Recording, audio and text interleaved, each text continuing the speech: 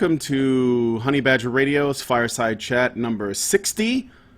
We are going to be talking about the Red Pill documentary and maybe other things sort of relevant to it with we have a resident feminist guest, Brittany Simon. Hello, Hi. Brittany. How are you? Great. How are you? I'm good. Thank you for asking. So before we get into the topic, there's some things I want to say. You and I talked about this a little bit before I started the stream, but I want to repeat this for the audience. This is not going to be a debate in some sort of formal, ponage kind of way. I think that those can be less useful. I mean, there's definitely a place for that, okay? But I think that when people are talking about these kinds of issues, for the most part, people are thinking about like how best to solve problems. And I think that us talking about them in a way that is less about trying to simply, win the discussion and more about trying to like figure out what we're, how we're looking at this differently, what's working, what's not working. I think that's a better way to approach the discussion. So just so you guys know, this is not going to be like something like that. Although I'm not going to, I'm going to be honest about what I think about stuff, and I'm not going to, change my the way that I talk or whatever just to, create some veneer of comfort, because I think that honesty is better. But that's just me, and I don't expect you to do that either. So, is that fair? Yes, of course. Okay, great. So the reason why I invited you on was I watched your video, which was a review, I guess, or reflection on Cassie J's documentary, The Red Pill. Mm-hmm. And I got about halfway through it, and I thought I should probably extend an invitation. So I was the one that sent you the message. Well, thank you. And I thought that there were some things that, maybe we could like sink our teeth into and chew on, and maybe there's some areas where it looked, I felt that you may have had a blind spot on some of the issues, or at least the ways that the film may have presented an idea and how we're both looking at them a bit differently. So I thought, we should have a dialogue. It's better to do that than to just say, let me stay in my side of this discussion and just be mad about it. It's always better to reach out to people. So I thought I would do that. Yeah. Yeah, I mean, honestly, I made that initial review because so many people had asked me to. And listen, I got sent that particular Cassie J's documentary by anti-feminists who were like, Brittany, watch this. You won't be a feminist anymore. I love you. I watch your stuff. Trust me, trust me, trust me. So it was hard because I went in already like with this preconceived notion that it was like dogma trying to convert like feminists into anti-feminism. So I already had these glasses on, and I was trying so hard not to like wear them, but it was, it's hard to keep that bias out, especially when the film is like presented that way from people. But I knew my audience would see it, and then I was hoping some other people would see it, and I was hoping that I would get good conversation from people who weren't my exact audience. And I was able to weed through the comments that were like, you're ugly. And I was like, okay. And then I looked for the comments that really were constructive. I mean, and there were so many, and I really enjoyed that. Even now, people are still going back and forth, and I really enjoy that. So, I mean, that's the whole point. I don't know how much you know about my channel in general, but the whole focus of it is living, happy and authentically in alternative lifestyles, but also paying attention to how the government and the law affects those lifestyles and those freedoms. So when we talk about feminism, it directly correlates into living alternative relationships and identities and all these things. So, you can pretend you're in a bubble as much as you want, but you have a world to interact with. So I am excited by this because I didn't expect this interaction to occur. I don't consider myself large enough to, get people's attention, but I am glad that we can have this discussion because I think something good might come out of it. Well, actually, it's funny that you should mention that, because the thing is, there aren't really a lot of feminists reviewing the Red Pill, or at least trying to do so in a really fair way. So I think it stood out. One of the reasons is actually, just so you know, Karen Strawn, I don't know if you know who that is. She is going to be, I believe, making a response to your video at some point, but Cassie J saw your video and sent it to Karen. Yeah. No. Yeah. Is that why Karen made a comment? Because Karen wrote comments on the video, which I appreciated. I like her insight and everything, but like, oh, really? Oh, God. Yeah, so there aren't many people who would bother to review it, and a lot of the ones that did, you could tell they hadn't seen it. They were just essentially, taking a shit on MRAs for even having a documentary. So when someone does actually say, you know what, I think I'm going to make an effort, I'm going to watch the film, and I'm going to form an opinion based on what I see, I think that it's actually worthy of the attention it gets. And I guess Cassie J saw it, your video, and she sent it to Karen and said, what do you think about this? So, Wow. and I think that just, again, giving it a fair shot, it shows that that's all it takes really to get our attention, that because you did try to do that. So I mean, that's great. I mean, I like to say that I'm a consumer of information, and though I don't retain all of it, I try my hardest to pay attention all I'm mostly interested in is people's stories. And so experiencing a human story is fascinating. It's a great way to connect and to realize we're communities and to explore like ways we can benefit each other by being a part of a community. So I'm all about it. That's exciting for me. Thank you for letting me know that. yeah, no problem. So I guess you said before we started, you said you had some questions for us? Well, originally I was really curious on why you even bothered to have me on. So you initially answered that question as it were.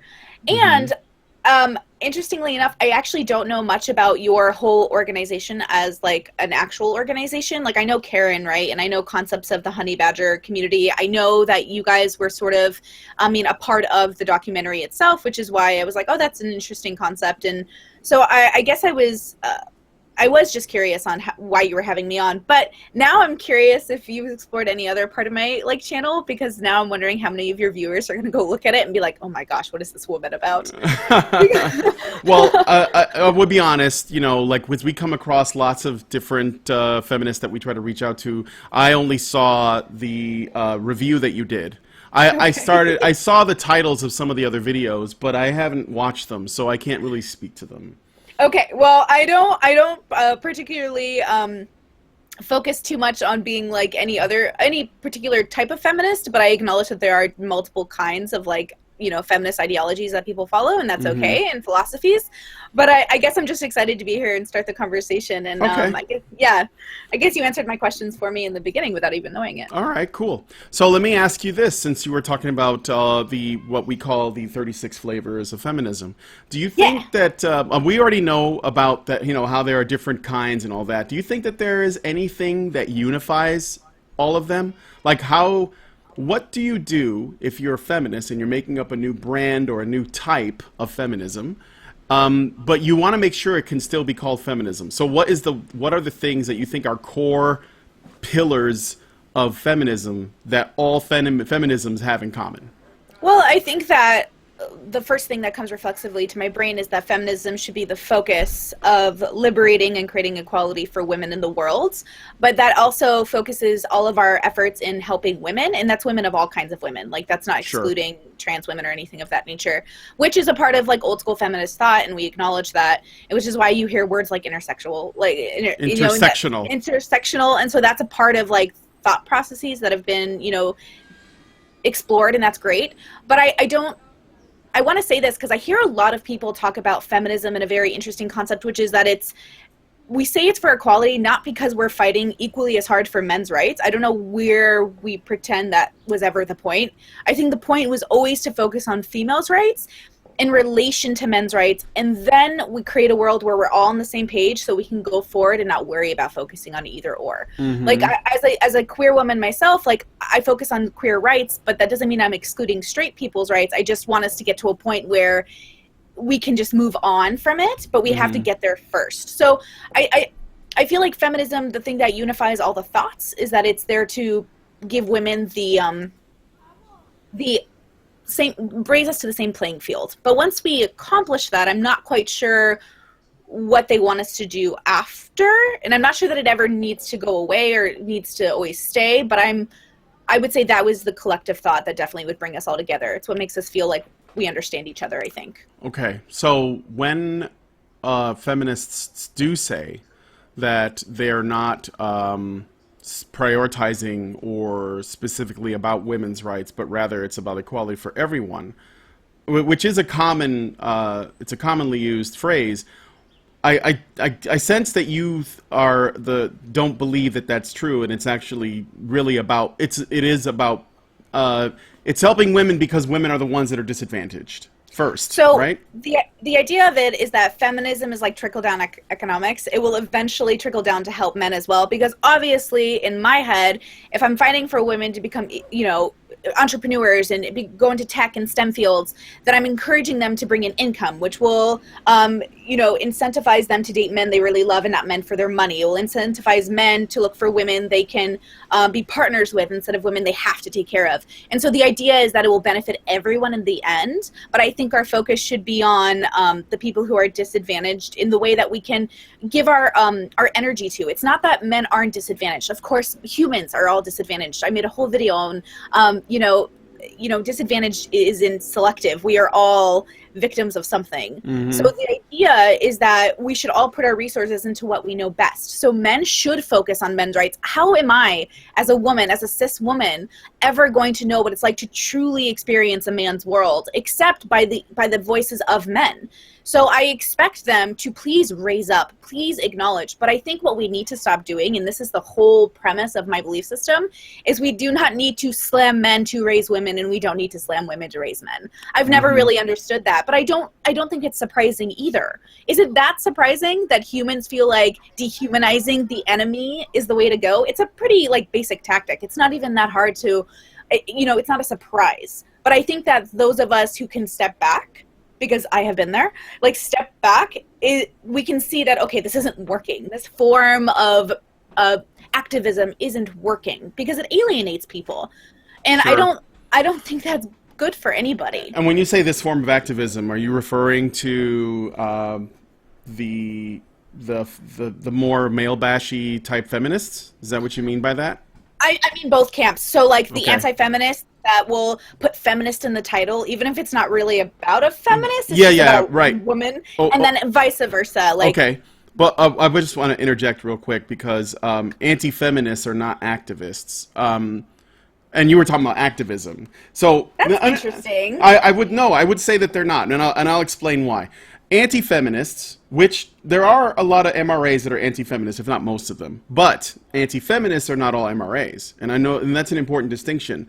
There are people who are anti-feminists for multiple reasons. Some of them think that feminism has gone off the rails in the third and fourth wave, and they thought, well, it used to be good, but now it's gone off the rails, and I just don't like it, or I find it to be crazy. And for the most part, they're trying to rein in what they perceive to be the most radical, insane feminists out there, like the ones that think air conditioning is sexist, the ones that think that the existence of trans people is misogyny, the TERFs, right? Or the ones that, they're not just feminists, but they're communists and they want to tear down the whole system. They think capitalism is the problem. Whatever. Right. Those anti-feminists are fighting against that, but, they're usually okay with the stuff that's reasonable. But they don't have a plan to replace it with something else. So they're not fighting for something. They're just fighting against something. So go ahead. Sorry. Well, no, I was going to say the other brands. Some anti-feminists are actually just conservative traditionalists that want things to go back to the way they were, and so they don't like feminism because they think it's destroying the family. They're concerned with reverting back to the way things were in the nuclear family of the 50s, which isn't really the way things were, but it's sort of like what they're going from. And then there are people who are just trolls that like to shit on everything, and they think that feminism is an easy target because of the you get reactions, right? You get people who get upset that there are trolls. So it's the reason why I'm making this distinction is because men's rights activists, which are people that are mostly concerned with issues facing men, they are anti-feminist because most of the time feminists in power are the obstacles that stand in the way of men getting their issues addressed, because feminism as a political lobbying group is extremely powerful. And that's what they're fighting against. But for the most part, if feminists were not in the way, they wouldn't have a problem, addressing things like homelessness, suicide, circumcision, family courts, paternal, rights, things like that. But they're not anti-feminists for the sake of it. They actually have a plan, and that's why I'm making a distinction between people who are anti-feminist, because they don't tend to be activists. They're just mostly that's a mixed bag. versus MRAs that actually say, well, we want to get these things done? Yes. So, okay, I will have to preface this with, I admit that when I watched The Red Pill, I did understand better, I think, the like A Voice for Men, who I had seen before, and I had read their blogs, and I had felt I felt like they were trolly, and I wasn't sure that they were legitimate. Now, if they're legitimately activists, great, and they're trying to move forward with, creating awareness, awesome. I think that it's hard. We live in a world where everything, like, if you read the comments right now, like, someone said she needs to be shot in the head. Like, you see those types of comments, right? And it's by, like, a white nationalist, like, username. So, like, you read those comments, and I'm sitting here like, how, who is this person? What are their stories? And whether or not I engage with them is important. But I look at A Voice for Men, and I read their blogs, and I'm like, well, they don't seem like they're going to listen to me anyways, so how are we going to ever work together? And I will say that I don't know that I ever saw anti-feminists as not activists, because in my head, I see anytime you put yourself out on the internet and you have a following, and followings believe you and followings vote in your thought process, your activism is there even if you don't know it is, maybe, is how I see it. Like, I mean, I grew up in a world of, I don't know how much you know about my background, but I'm Middle Eastern, my parents are from Iraq, and like, they immigrated here, and they I was raised a Republican, and I was in talk radio, and I learned that there was this following, this need to feel like somebody knew what they were talking about, which is why I try really hard to only talk about things I know about, which is like mostly alternative relationships and lifestyles. Yeah. But when we're talking about feminism, I think versus MRAs, I think what we're talking about is like two very passionate sides that are so afraid of losing control and having to go back to the way things were, or worse, the way things are. And so I think if we can just acknowledge that whether you acknowledge you're an activist or not, you're still trying to change the status quo. And that's good or bad, but I think you're still active in it. So therefore, that's how my brain works, is what I'm trying to say. Well, I hear what you're saying, but I would still make the case that there are many cases where anti-feminists don't really want to actually make change. They just want to laugh at and watch the world burn in their mind, right? Like if let's say feminism collapsed tomorrow, okay? Let's just say that it did, for the sake of argument. If that happened, the anti-feminists that I'm talking about, that are not, they don't have an interest in men's issues, they just have an interest in bashing feminism, they would probably be a little sad, because now they wouldn't have anything to talk about.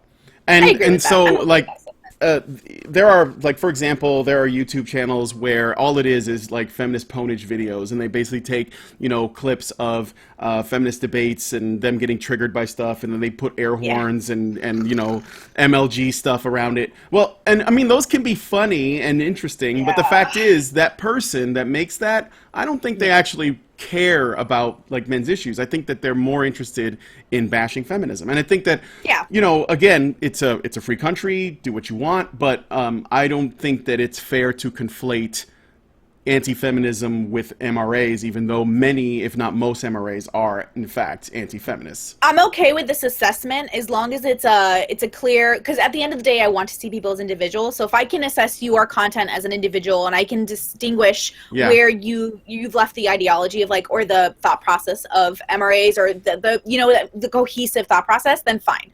And I'm all about that. I want, more than anything, people are individuals. And I think once we get down to you talking to me and me talking to you versus this hope, this ideology that's apparently trailing my behind as I'm walking around. I mean, I understand people here, like, I'm a feminist, and people freak out, but you have to understand that I came from a place of skepticism. I was on the internet. I had the Amazing Atheist promoting my shit, and you know what I got? I would say the same things as him, and I would get downplayed so much harder. And I sat there, I'm like, what is this? What's going on? And, like, I didn't understand it. And I felt like I was being rejected because I was a woman. And I feel a lot of it came from that. But I also wasn't in a place in my life where I could have defended my stances without feeling super hurt. Because I was like, but YouTube loved me. Like, the community was such a nice place 10 years ago. What happened? And then I moved to feminism because feminism embraced. Feminism was like, oh my gosh, you're loud and obnoxious. Please join us. And that was nice. And now I'm kind of coming back where I still identify as a feminist, because I can't let go of it, man. I can't let go of the idea that it still is a beautiful idea, and the premise is to help people, and in the end help everyone. I can't let go of that. Like, if somebody, if the label is the most important part, we've lost it already. Because at the end of the day, the label should actually matter least, and the action behind it should matter most. I am fine talking with all types of people. The reason I'm here on this channel, and I'm surprised more feminists don't come on, is because I don't care how anti-feminist you say you are, you're still a person, and you must have come there for a reason. Let's talk about how you came there. Let's talk about why we're both on opposite camps, and let's talk about why we're even willing to talk to each other without, saying awful things to each other. Like, I mean, I don't understand that. Like, hostility. Yeah. Well, let me, can I ask you this? Yeah. Do you think that if you care about human rights issues, and included in that are women's issues, yes, of course, do you have to then call yourself a feminist?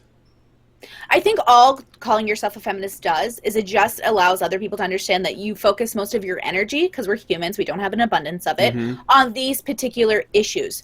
I actually believe that a perfect society would run where we all contribute what we can and what we know best. Like, if you have a scientist who is studied only in cancer, I don't expect him to then come on the other end of being a scientist in space. Do you know what I'm saying? Like, they're different types of scientists. So, like, we can't exert all of our energy covering all of the issues. I think it's really important that we say your skill set, your strength is here. Let's do it. And then your strength is here. Let's do it. Right. And then hopefully we can all come together in the end. But to acknowledge that there are disadvantages for groups, to acknowledge that maybe history hasn't been so kind to everyone is important. And I honestly, if you want to know the truth of it, here, I'm going to just tell you, nobody else can listen to this. I really do believe that if people had just acknowledged the pain of people who were rising up and said, hey, I acknowledge your pain, what can I do to help you? Versus go fuck yourself, I have pain too. Then I think that maybe there would have been a little bit of a softer blow to the amount of hate towards one another. Because I noticed that when I was struggling and the reaction from the communities that I had thought were friends to me, if they had just been kinder, I wouldn't have went full social justice warrior. I wouldn't have, because I had always been safe in that camp. It was only until I felt like all of my skeptic friends were turning against me that I was like, well, I need somebody who will embrace me. And I went full social justice warrior. Like, and I needed to come back from that. And I came back from that recently because people who, again, weren't threatened by me and my label said, come talk to me. So are you saying that you went full social justice warrior, like as a reaction to the people that you considered your peers because of the way that they talked to you, or from the way they you interacted with them? They neglected your pain. They neglected the fact that I was like struggling as like I felt like I was taking care of my 16-year-old brother at the time. I was working like 2 jobs. I was really struggling, and I needed like a support system that understood where the struggle was coming from. Yeah. And I guess all I kept hearing was cry me a river, like move forward, like feminists suck. And I was like, are we sure? Like, is this how we want to go about? Where's the community effort? Where's the raising of the money? Where's the community outreach? Like, and we saw it along the way, and I'm really proud of people who have done that and reached out. I'm not saying they all were negative towards me, but I'm saying that I wish I had seen some kindness in people's faces. Now, I saw that kindness on the feminist side, and I still do, but what I also see is extreme passion and a lot of fear. And what I have seen at the outrage of like, some people, one person in your chat before it even began was like, she's a Cat Black fan, like, run away. And the irony is that I enjoy Cat Black's content, though she and I like disagree on a few things, including the fact that she refuses to talk to people who oppose her. And that's her right. But it's a little bit of a disappointment because it stifles the conversation. So she has the right to not exert herself and not to feel attacked, but I think that's what it is. They're afraid of feeling like they're just going to get on a podcast and talk to a person, and that person's just going to tell them to go fuck themselves. Like, what if you had brought me on this show just to like take my face and smear it in the mud and been like, this woman is so crazy, go to her page and thumb down everything. Like, that I think is the fear of most people and why they refuse to interact. My thing is that you could thumb down my video, it's not going to changed much in my life. But I didn't always feel that. I was really afraid at one point, and now I'm a grown-ass adult with enough of a wonderful audience and a following, and I see some of you in the chat. Hi guys, love you. And I know that the people who really want to hear will hear, and the people who don't won't. But I do not expect everyone to be the same as me, ever. Right.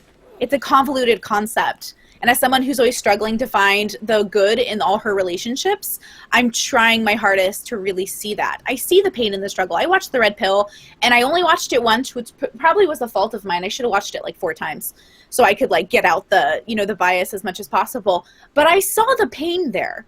And I wish people could have understood that I really did see the pain there, and I felt, and I even cried a little bit during the domestic abuse story because that was painful. That is painful stuff.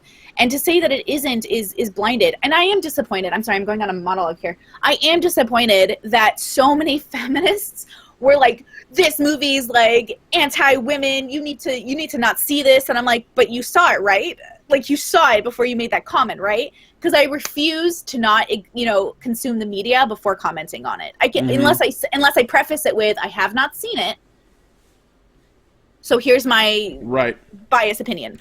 Anyways, sorry. Okay, no, it's okay. You said a lot. So okay, let me think here. With regard, well, I missed some stuff because you were going on a bit of a rant. Maybe, no, it's okay. It'll probably come back around. But why don't we go ahead and get into the red pill? Oh, before we do that, though, I want you to know that if it matters, we here at Honey Badger Radio are mostly, well, it's run by women. And women are the majority of the people who operate it. And while that really ultimately shouldn't matter, I think that because it doesn't really matter as long as what you're talking about, that you have like good information and good data and stuff. But sometimes it's important to point that out. And one of the reasons why I find it extra interesting is that HBR is the largest men's rights YouTube channel. It is the largest one that has a focus on men's rights, and this is why I make the distinction between that and, say, anti-feminist content, which is anywhere from trolly stuff to rationalist skeptic channels, which aren't necessarily men's rights channels, and a lot of times they, are skeptical of MRAs as well, or they're conservative outlets that are critical of feminism. We are critical of feminism, but we have something we want to put in place. But, and this is one of the things, we've gotten into this discussion about feminism, the label. We are also interested in women's rights, but we're not feminists. And we think that there's a distinction, and you can do one without doing the other. So I just want you to know that we do care about women's rights. But we mostly talk about men's rights because they tend to be invisible, and the women's stuff is prominently spoken about. There's a lot of money in it, and so it doesn't need it as much. Although there are some things that we do discuss with regards to women that we think is actually beneficial to them. Stuff that you yourself actually seem to endorse in some fashion. Like, for example, you pride yourself on your personal achievements. You seem, or at least, from what you've said, you consider yourself to be an agent of your own destiny. Yes. And you don't, I assume, consider yourself to be a victim. And I think that those are the kinds of things that we like to focus on, because we think that that is something that women really need to be aware of in terms of their ability, is that they can be as responsible and as respectable as men are. Along that comes with stuff, though. Like there's no such thing as power in a vacuum. Like men that have power don't just have power. That comes with a great deal of responsibility. And I think that when women are going to pursue positions of power, that comes with responsibility as well. So I just want to say really fast that I do want to interject that this concept of a victimhood has always been interesting to me, because I made this video years ago on Daniel, Mr. Epsion's channel, about like, we're all victims. So the concept is that if you acknowledge that we're all victims, you can acknowledge and start picking yourself up from that victimhood. And the victimhood is important. You have to acknowledge the pain. That's the emotional side. And then the logical side says, Now what are we going to do about it? And then but you have to first have the first step of acknowledgement, because you can't tackle a problem if you don't acknowledge it exists. But the victimhood shouldn't define you. It should just be a part of your story. And then the other part of your story, what defines you, is always what you do after, always. So picking yourself up, acknowledging you have the strength to do so, creating communities around you that implore and encourage you to be better, those are all important attributes. And that's what makes a person. That's the story we should all want to tell, is what we did after. Yeah, I guess I could see that, but then how do you define when someone simply experiences suffering, which everyone experiences suffering? What is the difference between that and essentially acknowledging or claiming victimhood? Like, where do you draw the line? Because everyone goes through stuff, and some of it's negative, but and I mean, I'm speaking as somebody who, and I'll just speak for myself here, because I'm also a staunch individualist. I grew up in the Humboldt Park area of Chicago in poverty from basically my whole life. Right now, I'm still pretty much below the poverty line, even though I do this job and I'm able to live off of it. And despite the fact that, these were not great conditions. Like, I lived in roach-infested apartments and shit like that as a little kid.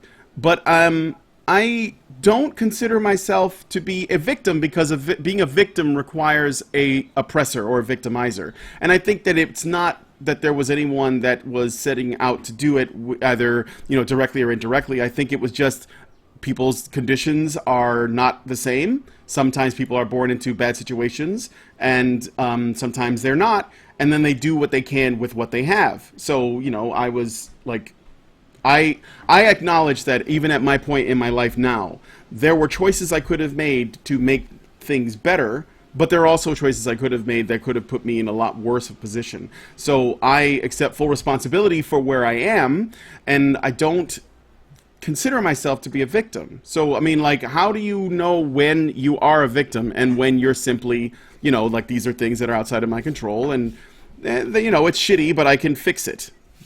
Okay, so actually this is a good exploration into, let's talk about this for a second. So I think of victimhood as like a direct, somebody came at me, I'm a victim of like theft or rape or, assault. I've been victimized, I've been targeted, I've been, but then you think of victimhood as possibly the result of what happened to your parents and the economic value you hold now. But I would agree, and I'd be willing to reassess that definition into suffering if you acknowledge that my parents suffered and that affected me, but now it's my turn to affect my future kids. So Sure. I'm okay with this. I think Okay. I interchange maybe victim with suffering in a way that I probably shouldn't, because it does create more of a hard line that is unnecessary. Yeah, because when you use the word victim, you basically say there is an oppressor somewhere. But when you say suffering, then that's more like, well, it could be anything. Like, my parents made bad choices too. And so that doesn't make them my oppressors. That just means they made bad choices. And their parents made bad choices, and so as long as right? we acknowledge that the suffering is valid. Like, I don't want people to think that their suffering isn't invalid. I mean, we do this constantly with people, and so we never get to the root of the problem. But I think we need to, I literally run a channel on helping people have a sense of agency, and like, literally, you are responsible for yourself. You have to make good choices. I don't care what your parents did, and that's important. Like, it's important, but now you get to define your future. And so that is so important to me, but I have to first feel like I acknowledge that, yes, you went through something so terrible, you should get help for that. And then in order to get help for that, or on the way to get help for that, you will then create yourself into this perfect, like, whole human. So yeah, okay, I think we can come to like a good compromise. I mean, of course, we got to acknowledge that suffering is real. I mean, that's what talking about men's issues is. But I think that's actually, you've struck on something that I find kind of interesting, because I think that victimhood does get conflated with suffering a lot, and I think that's one of the reasons why when people are struggling in some way, they need to figure out who is to blame. And that's how you get the difference between victimhood and simple, living a human life that is full of suffering. Yes. Good people want to try to, make life as easy as they can for people that they care about. And so they want to remove suffering as much as possible. that is that's fine as long as we understand that not all suffering is created by some external force. Sometimes it's just bad luck, and sometimes it comes from within the person. Like they might bring it on themselves, and they need to be made aware of it. For example, an alcoholic that is constantly getting into fights with people, and waking up in strange places, and essentially putting their life in danger. Maybe even hurting people around them, that person is suffering, but it's their fault. Like they need to take responsibility for their actions. And that doesn't mean that you don't have to have sympathy and that you don't want to help them. But if they don't, I guess it comes down to sometimes the truth for people who need to hear it is more important than empathy, at least, in the beginning. But go ahead. I think dignity plays a huge role in this. I think you can use dignity to empathize with humans while still giving them the logic of their position. Now, I do want to say that I feel like suffering is, it can be like a butterfly effect, right? So I think that as much as you want to say, like, I'm an individual, I'm responsible for all my actions, you don't live in a bubble, which means you are a product of your environment to an extent and your genetics. So I would just like to, because I know this is going to come up in the conversation, I would like to preface it with, and I use this as an example, if you were molested as a child and you do not seek help, the chances of you molesting other people are actually relatively high. That does not still give you the excuse because you were hurt. Sure. And so this is an important idea. This is where the individual comes in, but we have to acknowledge that unless we interject and get people help, the cycles will continue. You look at poverty. Do you know how long it takes for families to get out of poverty in generational speaks?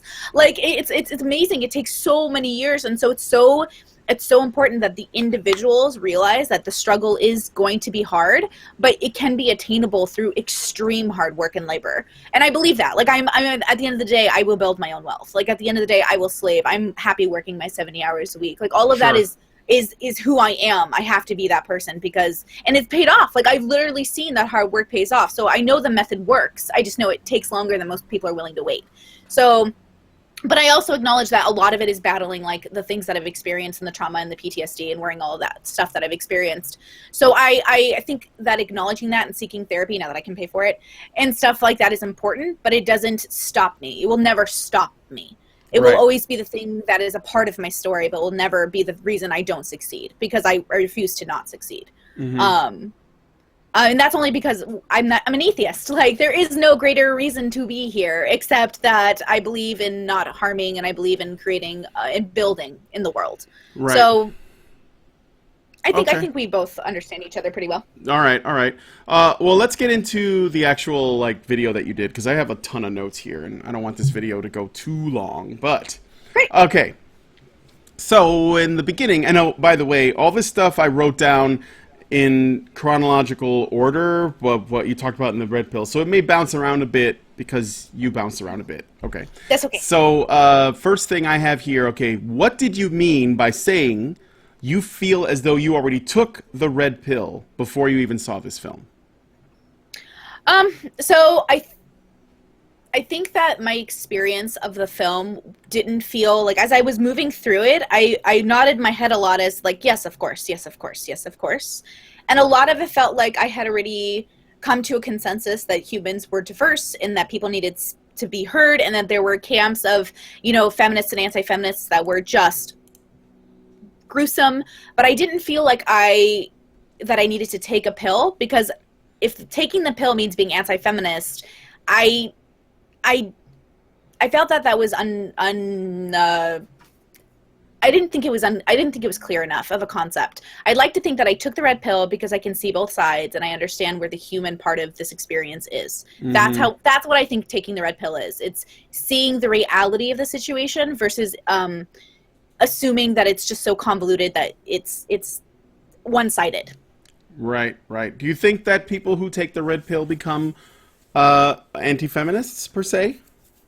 Well, it depends. I actually think that people who, if the red pill documentary hadn't come out and the Reddit subreddit hadn't been created, right? If the red pill was just a concept strictly from the movie when it came out initially, The Matrix, I think that I would argue that everyone should take the red pill because the red pill is knowledge, and knowledge is ask Eve. She got kicked out of the Garden of Eden. That's a joke. But like, Yeah. it's literally terrifying and horrifying because you see the reality of the world, you know, and the concept of humanity. So I think everyone should take the red pill.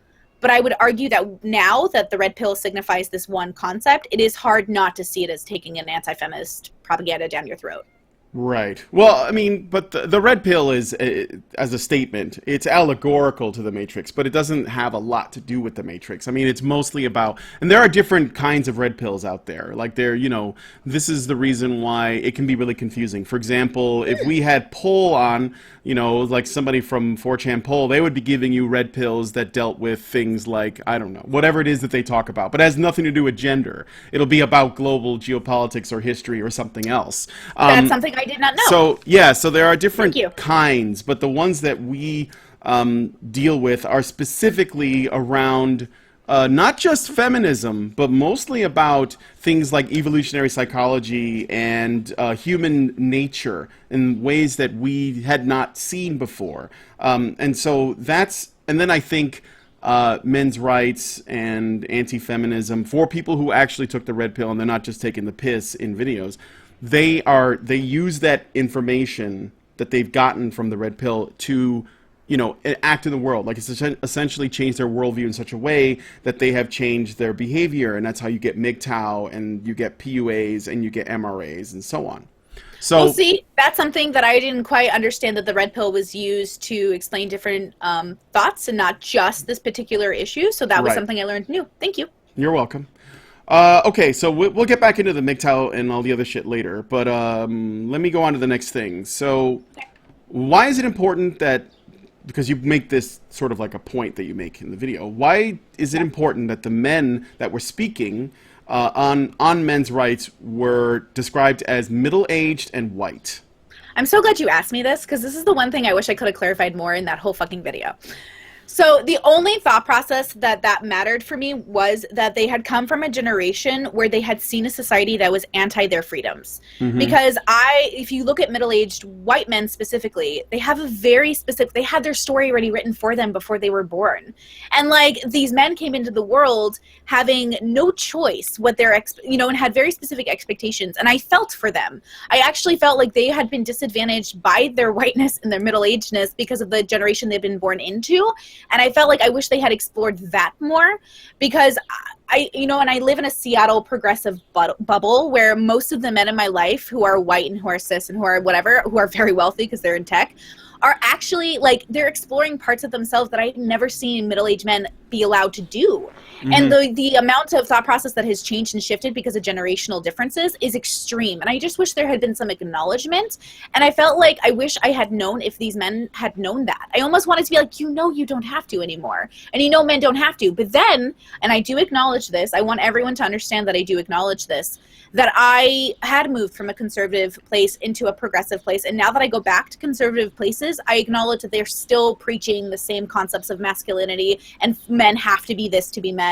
So I acknowledge it still happens. I wish it had been explored more, because I felt for them the whole time. And I just wanted to like give them a hug and let them know, like, I swear to God, I understand. I want you to understand too, that I don't have the expectations of you that aren't in your favor. Like, does that make sense? Does that correlate? Yeah, okay. No, I understand. And I bring it up because I don't know if you've noticed that there has been a lot of shaming of white men, cisgender, heterosexual, etc. They're like the group that is totally okay to bash on, and if they ever speak up and they basically say, hey, you know, I have this issue, they get laughed out of the room by progressives, specifically, you know, that are essentially targeting them as though they are the enemy, even though, you know, I mean, most of them are just regular people that just, they have their own problems, you know, and they're going through their own suffering. Yes. So I just thought it was just, you know, I wanted to ask you why you were pointed out to allow you a chance to clarify what you were saying. And you know, and that's the worst part of that section, because I knew that's what people were thinking, and I was like, oh crap, and I could have easily like reassessed or rephrased or, you know, made sure that I added this in, but you know, when you're doing a 45-minute review of just like a documentary, your brain just, you know, but I wish I had, because obviously I've dated white cis men. A lot of my friends are white cis men, and I acknowledge and I really appreciate them as individuals. And I understand, trust me, when I was like full SJW, like I get it, like saying, fuck white cis men feels really good because it's rooted in like some sense of like I am powerful because fuck these people, but it's rooted in a feeling of like convoluted concepts of like power. It's stupid. It doesn't make sense. It's an emotional response to anger, and I get it, but I no longer use terms or say things like that because it is a pure I feel good right now, but it does nothing for people because it's not true. Helpful. It's a generalization that's incorrect and illogical. But Well, I understand why people get emotional. It also doesn't actually, it doesn't actually start conversations. When you basically say, oh, you're white mansplaining, that's a way of ending a conversation. That's basically saying, I don't want to talk to you anymore because you're disqualified. So, not helpful. Not helpful. I would also like to clarify, I think the reasons why there are the majority of these guys or middle-aged and white may have less to do with them coming from a generation that had an idea of what masculinity should be, and that somehow these guys feel as though they're losing that. But I think it's because, well, first of all, I think they're middle-aged and older because they've been in the business of doing men's rights for a long time. Men's rights as a concept has recently risen in terms of its awareness, people knowing that it exists as a group and its sort of, I guess, popularity. But the fact is, it's been around since the 70s. Mm-hmm. And probably it's been around many times before that. But I'm going to talk about the time period from when Warren Farrell started writing books addressing men's issues after he helped out in the feminist movement, to all the appearances he had on shows like Donahue and Oprah, and where the talks that he did, etc., and that growth from there on. And a lot of these guys have been doing this for a while, so it would make sense that the people that Cassie J would interview would be men who have been in the business of talking about men's rights for a while, hence middle age, and them being white. I don't know that has much to do with why they're doing it, other than perhaps the fact that the majority of people in the country are white, and they just happen to be those people. I do know, I'm Puerto Rican, and I know other Puerto Ricans that are, sympathetic to men's issues, and I know that there are many black MRAs as well. So I don't, yes. But... I had wished that, actually, did count when the one black guy shows up. Yeah. I know you brought that up, but there's also another thing that's important too, is that there isn't the part of the world where the men's rights movement is picking up the most traction is actually in India, and there are a lot of Indian MRAs, and they have a lot of real legitimate issues dealing with dowry laws and the caste system and so on. And those are a bit specific to India, and that might be one of the reasons why Cassie J didn't talk to them. Aside from the fact that this thing is so big, she had to figure out how to condense it down to, an hour and a half or however long it was. But if you talk to her, I think we learned that she had several hours of content that she basically, and a lot of it ended up on the cutting room floor.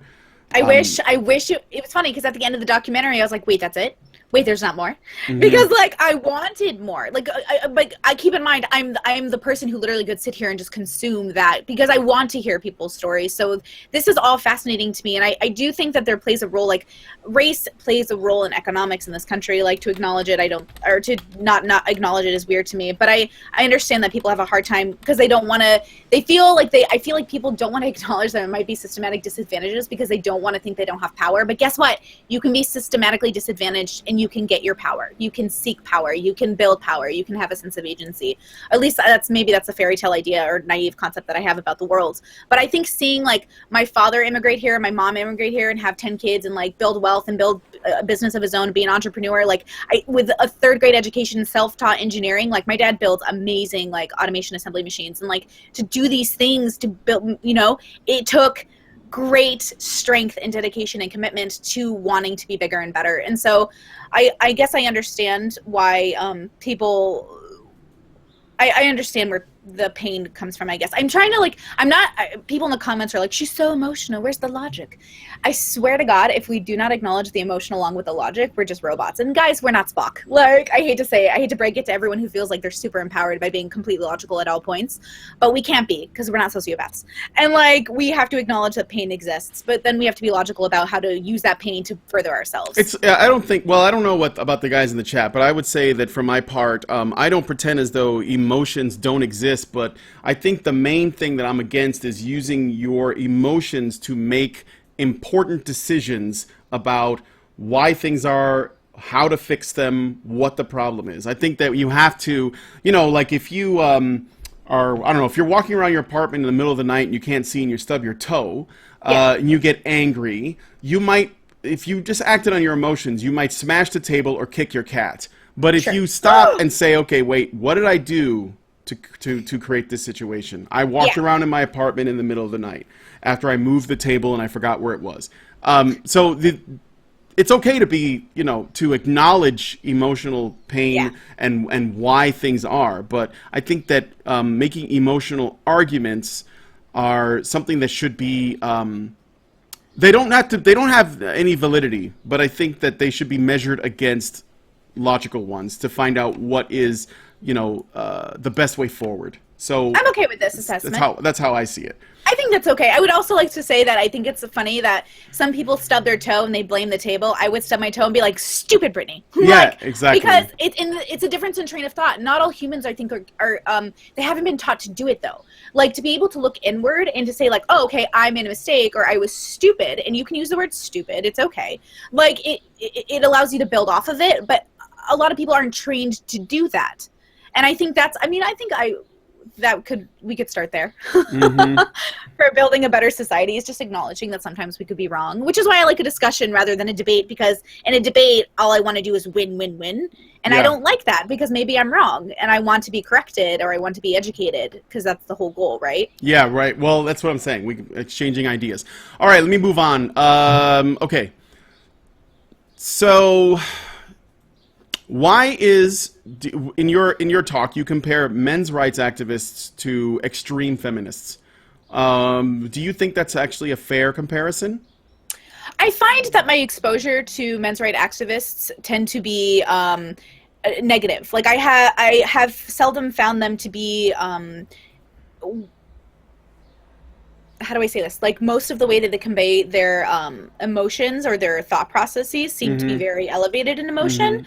But I would say that watching The Red Pill has been interesting because I felt like a lot of these people were very like, well-spoken and very calm and very empathetic and sympathetic, and it was very amazing to watch it happen.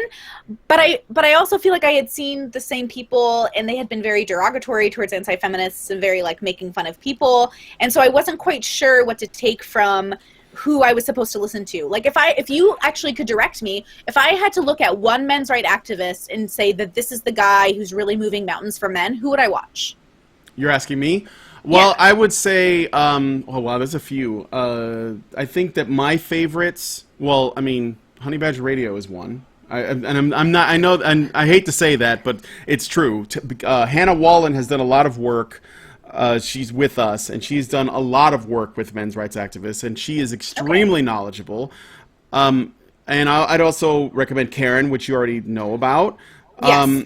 And I think okay, but here's my question. Here's what I actually want to know. Who is male in a men's rights activist? And I think this is important because we can see women, but I think when feminists see women talking about men's rights, they get like initially like hurt almost and offended because it's a woman who's being anti-women. But if we could see it from a man's perspective, which we should be acknowledging exists, like I don't know why people pretend like men don't have perspective. Like, of course men have perspective, and we should hear from them their stories. Maybe that's because I want to hear it from the horse's mouth. Like, what man, because I want to learn from their experiences. Sure. And I don't want to devalue their voices by turning to, well, look, we have women who can vouch for us, because that's what it sounds like a little bit. Well, no, I wouldn't. I mean, I think that there's some truth to that, but that's the interesting thing about it is actually men have been talking about these issues for a much longer time, and then women started talking about the issues, and all of a sudden everyone's listening. And I think it says something when you see a woman who should not have a dog in the race and could benefit from just being a feminist, and she decides of her own volition, I don't want to do that. I want to talk about men's issues. The fact that someone would essentially do something that you would think is not in their interest to do, they choose to do it, I think that actually makes it more appealing, and more people are more interested in listening to what they have to say. Now, this, of course, works from the assumption that everyone is doing something out of their own self-interest. But I think that, there is a bit of cynicism that comes from thinking that way. Although when you start to actually, listen to what these female MRAs are saying, you realize that they're actually not doing something that's not in their interest. It's like talking about men's issues is not taking away from women's issues. It's actually not a zero-sum game. Although it's often framed as one, which is unfortunate because it means that it makes it more difficult to have the conversation take place. But to answer your question, I think that the best MRAs to talk to, aside from the female ones that I've mentioned, would have to be Tom Golden, Warren Farrell, Paul Elam, who are all in the movie. And say it one more time. Tom Golden, okay, mm-hmm. who he does a lot of work with men. In terms of, he's like a therapist, and he talks about men's healing and men's pain. And he understands male pain and the way that men deal with the things that they're going through better than most people. I mean, he has a deep understanding of how that works. And it's different. Men don't heal the same way women heal. And Tom Golden, that's his specialty. He understands that. That sounds cool. Warren Farrell, who you already mentioned, I'm actually going to have Warren Farrell on this Thursday. We've had him on a few times, but we're going to have him on this Thursday for a marriage counseling stream. Warren Farrell is coming from the perspective of a man who worked very closely with the feminist movement, Gloria Steinem and all that from like the 60s and 70s. I think mainly the 70s. Yeah, he's very familiar to me. Yes. Okay. And I would also recommend Paul Elam because he is the founder of A Voice for Men. He is the guy who wrote that article that they always get shit for, even though the purpose of what he was writing was essentially to get people's attention so that they could see that what he was doing was he was reversing a feminist article on Jezebel. So, which, by the way, is trash. Yes. Why do people even read that? It's such trash. Well, they can't even write. Well, we'll come back to Jezebel in a little bit. But those are the three that I would recommend highest, but I also really like Bane666AU. He's an Australian MRA. He has a great channel where he's actually done a very long series, which I think you should really watch, even though it's a lot of videos. I think it's called... he has a series of videos, essentially, where he basically talks about the way the men's rights movement has been represented in the media, academia, and by feminism, or by feminists, we'll put it that way, which essentially prevents a discussion around men's rights from taking place because the MRAs are always being misrepresented. And he goes into a lot of detail, and it's really worth looking at. The propaganda of toxic feminism, that's what it's called. Yeah. So I would recommend checking out Bane666AU. Okay, I wrote it down. Those are the main ones. So yeah, I mean, I would also say that it's important to know the difference, because I can't stress this enough. It's one of the biggest problems the MRM has is it has a bad reputation because of misrepresentation by groups that are not MRA groups but they use similar talking points, but they also couple it with a lot of, maybe there's a lot of negativity, or they make some assumptions, or they argue about things that aren't really men's rights issues. For example, we might as well get into this now. So the Red Pill Reddit / MGTOW / MRAs, okay? Okay. The difference between these groups. Now, I already established that anti-feminists are not necessarily MRAs, although many MRAs are anti-feminists. When it comes to these other groups, these are all people who have taken the red pill, as it were, and they have a better understanding of the way the world works. And they are responding to it, and they have different ways of doing so. And Cassie J talked about this in her documentary at the tail end, okay?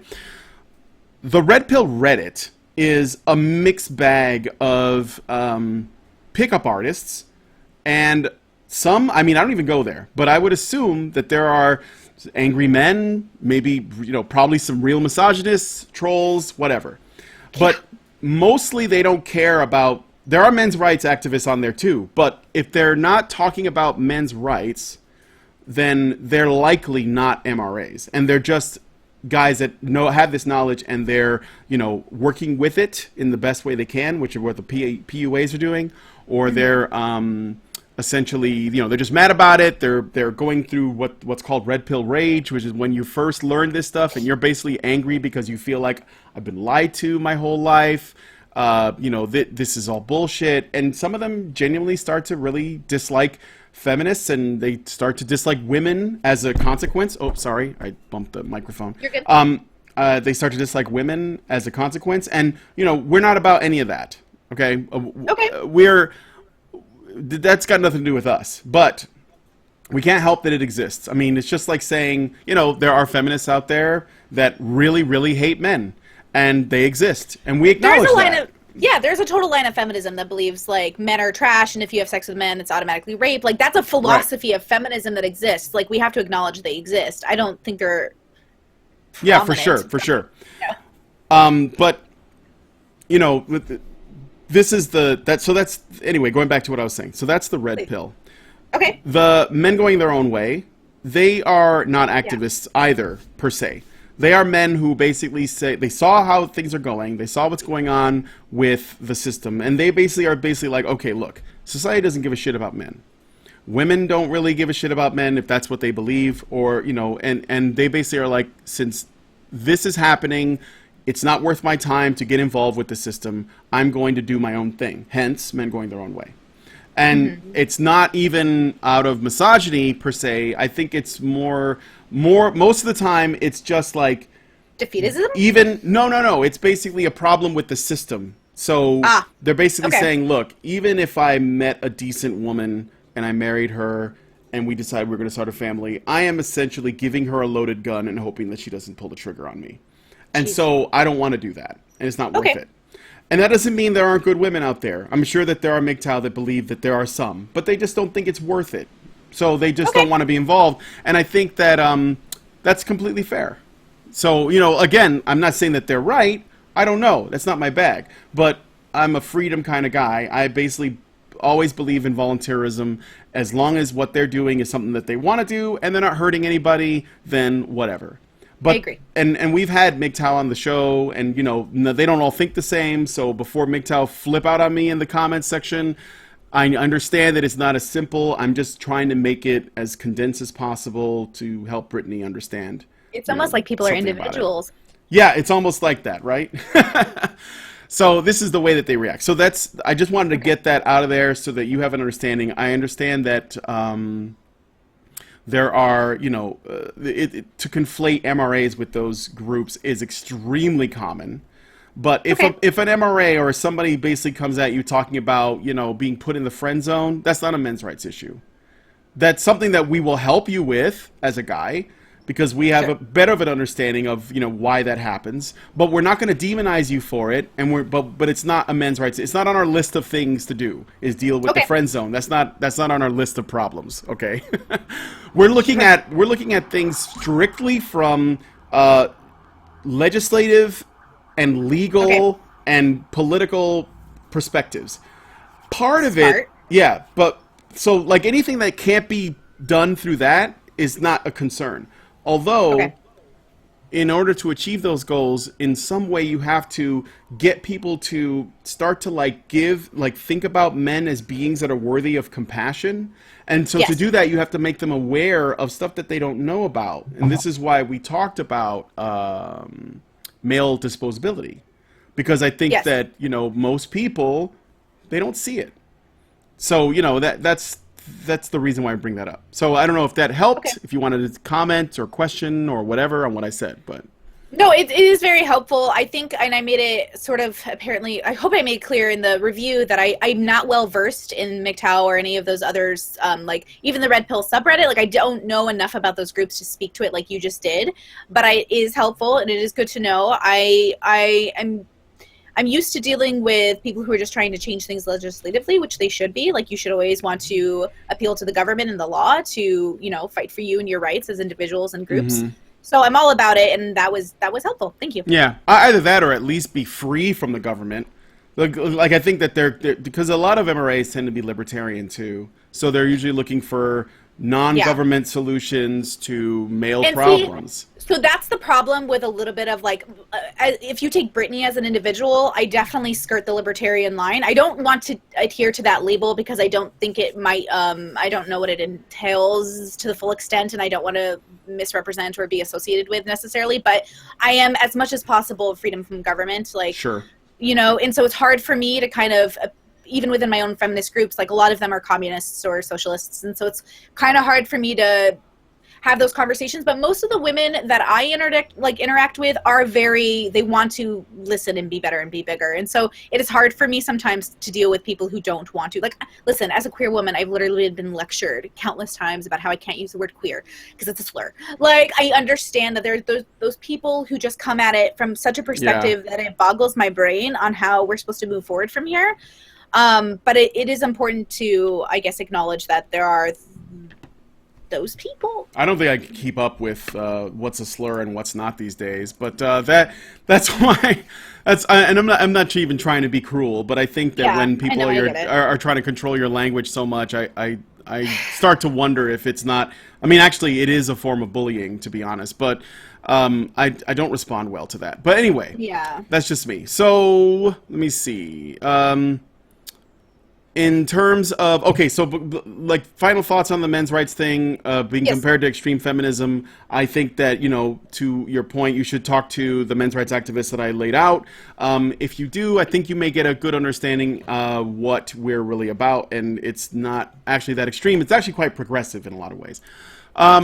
Can I ask actually a question? Yeah, go ahead. Sorry. Nope. First of all, to the person in the comment who's saying I'm a Jew, I'm not a Jew, but I am Middle Eastern. I'm actually Iraqi, but I'm not a Jew. So interesting, because that's important. It's a different culture. But I would like to ask a question. So when you were explaining the extreme parts, you were saying like we're not, like that doesn't represent us. We're more focused on legislative stuff. I mean, do you kind of feel like feminism has any place in the world, or do you feel like there are sections of it that still should exist to make sure that like women are being helped in ways that maybe they're being neglected? Like, or do you think that there's no need for the word feminism and now we should focus just on men? Or do you think that that's just as bad because we'll end up doing the same thing? Wow, that's a lot to unpack. So let me start by saying a few things. First off, I don't have a problem with women's rights or women's issues being addressed. Okay. And I'm being specific because I don't want to call it feminism, and I have reasons for that, which goes into the history of feminism itself. I don't think that feminism owns the market on women's rights. I think that women's rights and women's issues can exist without feminism.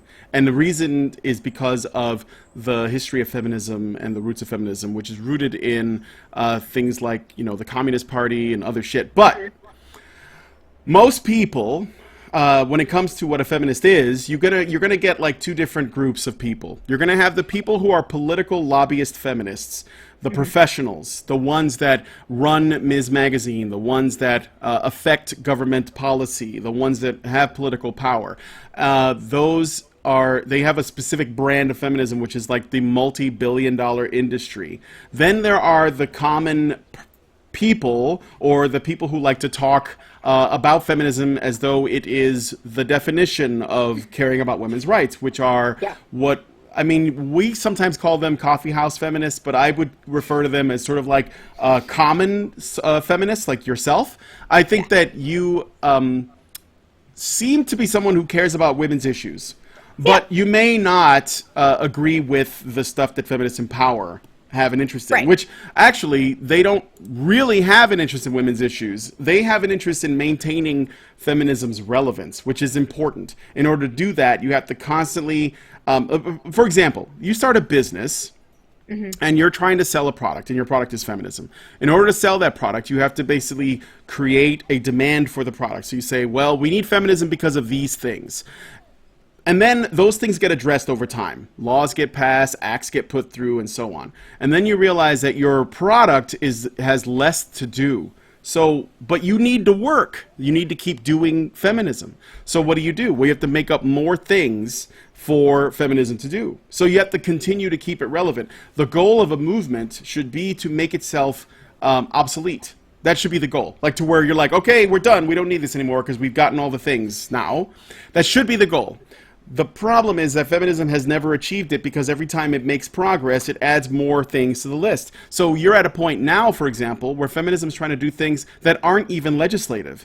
They're not things that you can pass through law. Things like, how a woman is dressed in public should not be judged, or things like, men talking over women are things that they talk about. These are not things that we can actually affect with law, but they are things that allow feminism to remain relevant. What a president elect said during his time period as a private citizen in the back of a bus that was recorded by a microphone becomes a feminist issue. Well, there's nothing that we can do about that that's a legal legislative thing, but it does give, feminists something to talk about, and I'm talking about political ones that basically get to say, we need to stick around because look at what this guy said. Do you know what I'm saying? Yes, actually, that's really interesting because I agree really very much with that statement. It's hard like not to be like, oh yeah, but it's still hard for me to think that there aren't places in the world where like feminism is needed, or even in America where the thought process isn't needed. But I would argue wholeheartedly that, whoa, that was squeaky.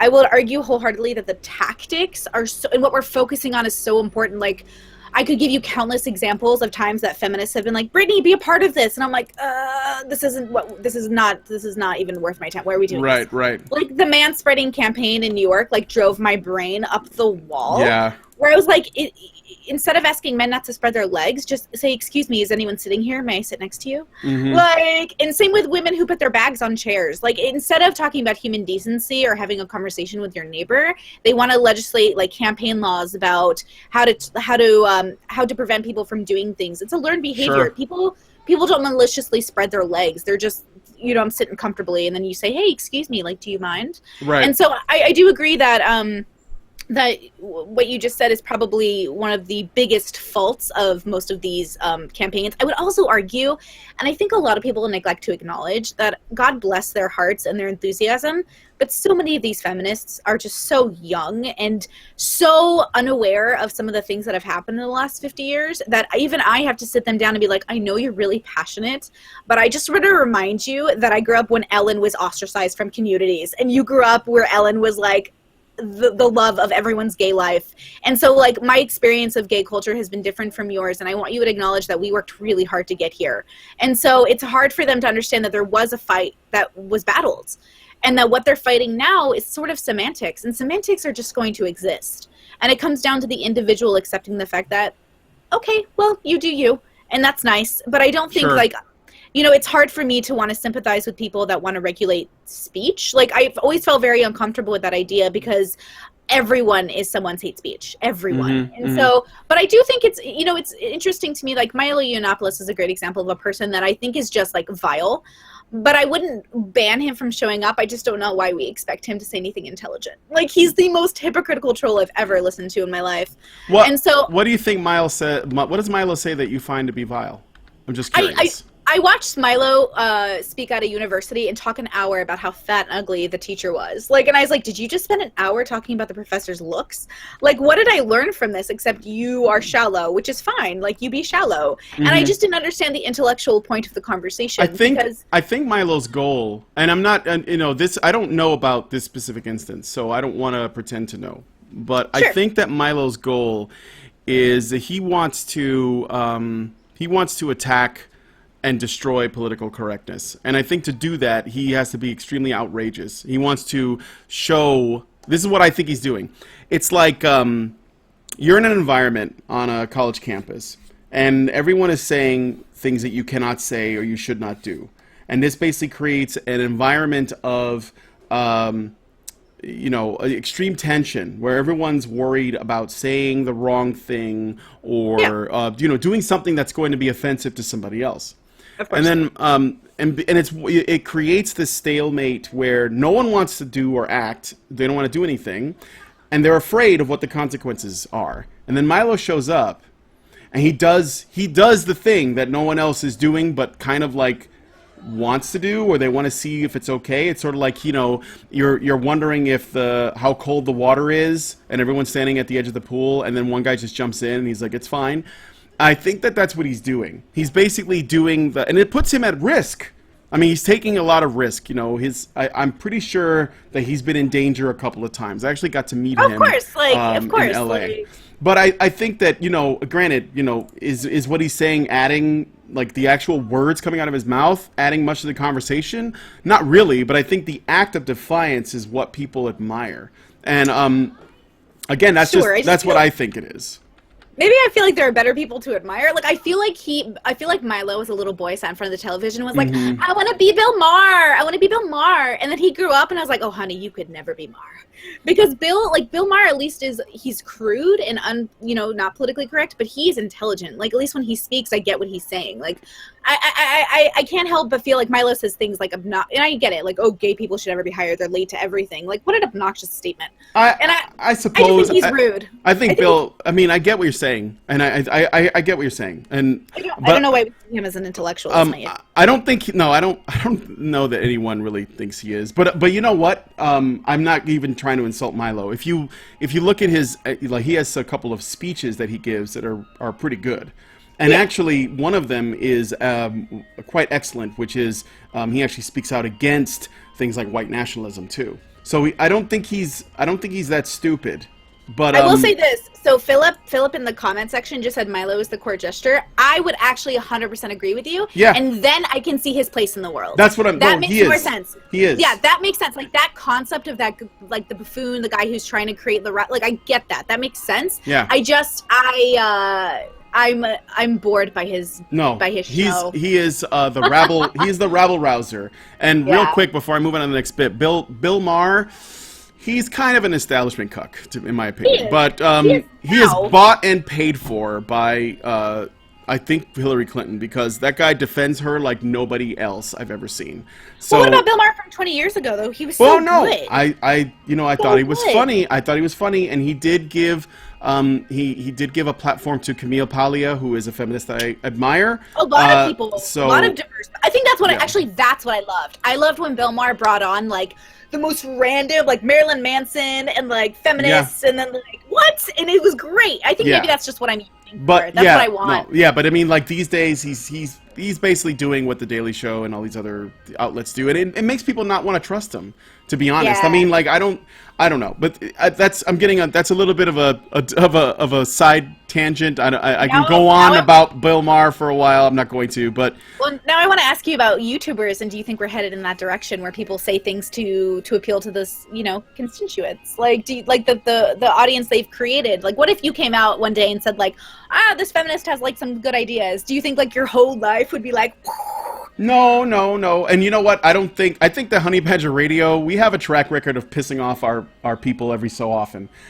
So we are, like, for me, for my part anyway, I don't really care if my audience likes what I say. I just say what I think I feel is true at the time. And sometimes there are times, because all of our shows are live, or most of them are, there are times, of course, where I thought, I wish I would have, sort of thought about that before I said it, but I tend to clarify it later.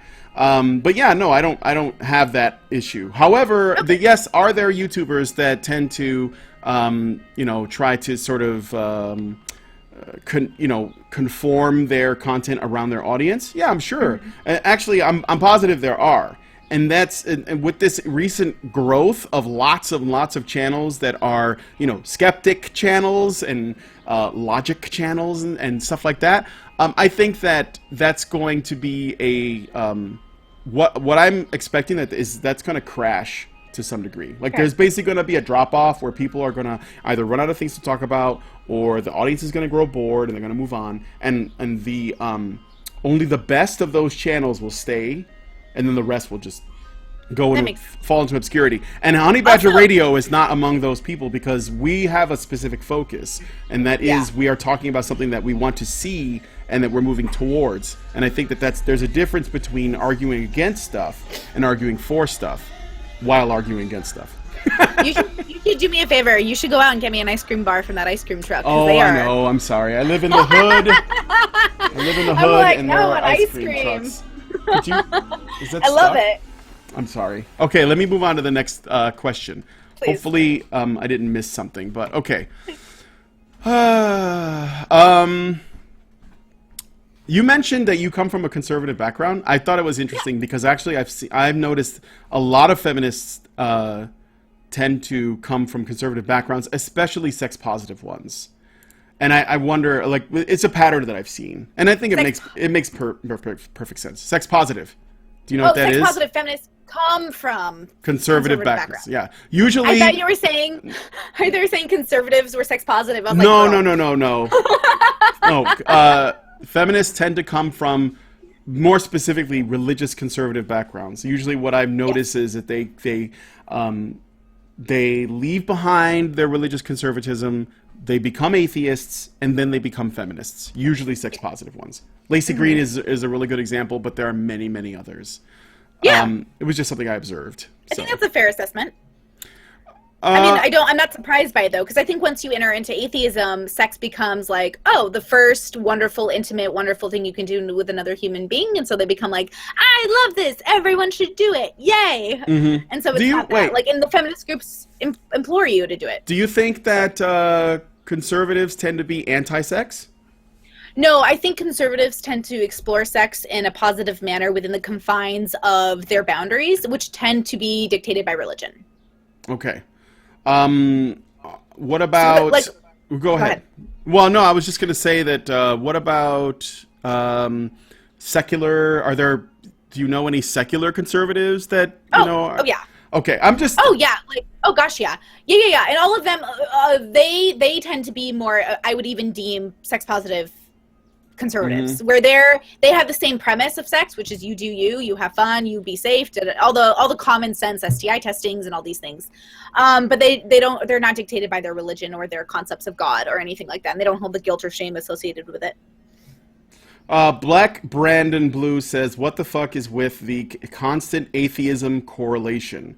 I only mention it because what I've noticed in what I've seen is that people who tend to become feminists often come from a conservative background that leads to atheism, that leads to feminism. And I think that it could be because you leave behind religion and I mean, I'm saying this as a person who's not religious but was raised religious myself, okay? So you come from religion and you leave it behind. And then when you do, I think what a lot of young people especially do is they ask themselves, well, if I don't have religion, where do I get my morality from?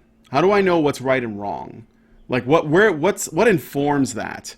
And then feminism and lots of other human rights activist groups, they offer what I think is something to fill that hole, no pun intended. So I think that that's the reason why I'm making the correlation. I don't think that atheism is bad just because it tends to lead to feminism. I'm just making an observation of what I see as a pattern. So. Well, I think humans in general, they strive for consistency, they strive for a community, and they strive for structure. So when they're looking for those things, when they're kind of out in the wilderness, like John the Baptist, I'm using so many religious references right now, and they're looking for their Messiah, and so their Messiah can look like feminism, it can look like other things. The things that I talk about on my channel specifically are like alternative relationships and lifestyles, because I am a staunch atheist. I don't believe in finding a God, but I believe in finding structure and consistency. So there are lifestyles that I can promote and I can utilize, and I can say, here, like, this is why people like this lifestyle. There's like structure there. And that's why people strive for it. And I don't think that's bad. I think there has to be a correlation between, not a correlation, but there needs to be a logical assessment of you as an individual and what you believe in relation to the world. And you need, I think the problem that most people have with the religious is that they try to make it political. I mean, we see that with name any large Islam, Judaism, or Christianity. Like Judaism has its own little place, which is kind of nice, but like everywhere else is trying to instill it into the government law. But I do think that there is a logical leap. Like that makes so much sense to me that these young people would leave religion and go to another political ideology. I mean, I was a humanist after I left religion, and humanism was a place for me that made sense, but it was too scattered and wasn't focused enough. And I didn't know what we were doing because I couldn't expand myself so much to cover all topics. And so feminism made sense to me because it allowed me to focus on one thing and put my energy into the thing. So. Okay.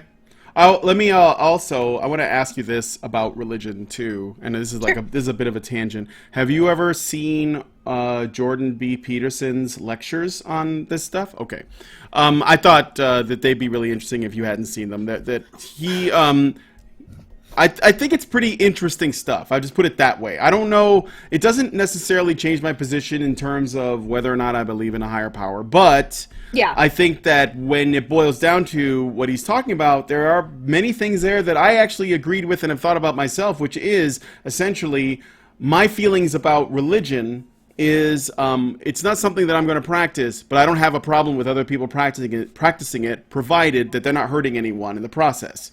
Of course. So I think that's a pretty logical yeah, statement. I mean, like, so- do you and you know, enjoy. But I also think that by and large, for most people, religion is extremely useful, especially people who are really poor or you know live in poverty, because it gives them hope, basically. And I don't want to take that away from them. So That's actually what we talk about. Like, I talk to staunch atheists that are like, we'll just destroy religion. And I was like, okay, but you can't take away a structure for millions of people who don't have anything else to rely on because they need it. They need it. It's why they're doing it.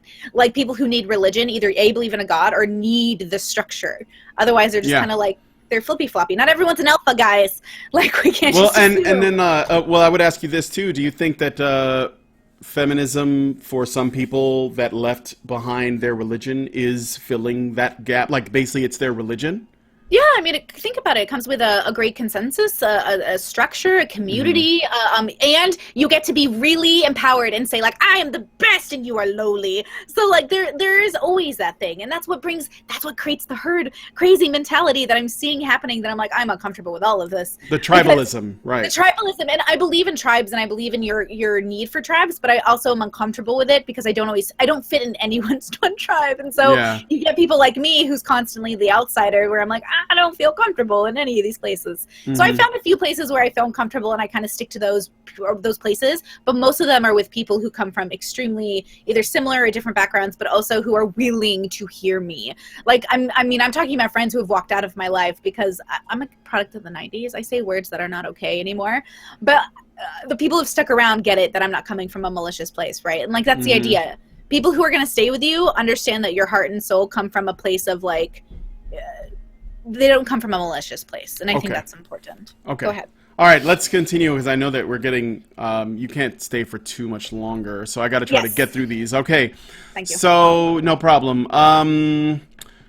Okay, so let's see. We're talking about. Okay, you talked about male disposability. Well, I just started to bring it up. All right. Yeah. The male disposability in wartime. You said that feminists are anti-war. My question is, do you think that feminists are anti-war because of the fact that men are dying? Or do you think it is for another reason? For example, a lot of times feminists tend to be, they tend to vote Democrat, for example, and they tend to be against Republicans. And Republicans tend to, you know, spend money, tax money on the military. And they are often framed as, you know, warmongers, or at the very least, you know, people that want to use, they feel the need for a really strong military. And that could be the reason. And this is the difference between standing for something and standing against something. So if you're for something, you might say, well, I just don't want all these men to die, and I really care about the men dying. If you're against something, you're just saying, look, I just don't like the war machine, and you know, I don't, whether or not there's men dying is not really as important. Okay, so hear me out on this. So I think that there are feminists who are individuals who have different feelings on war.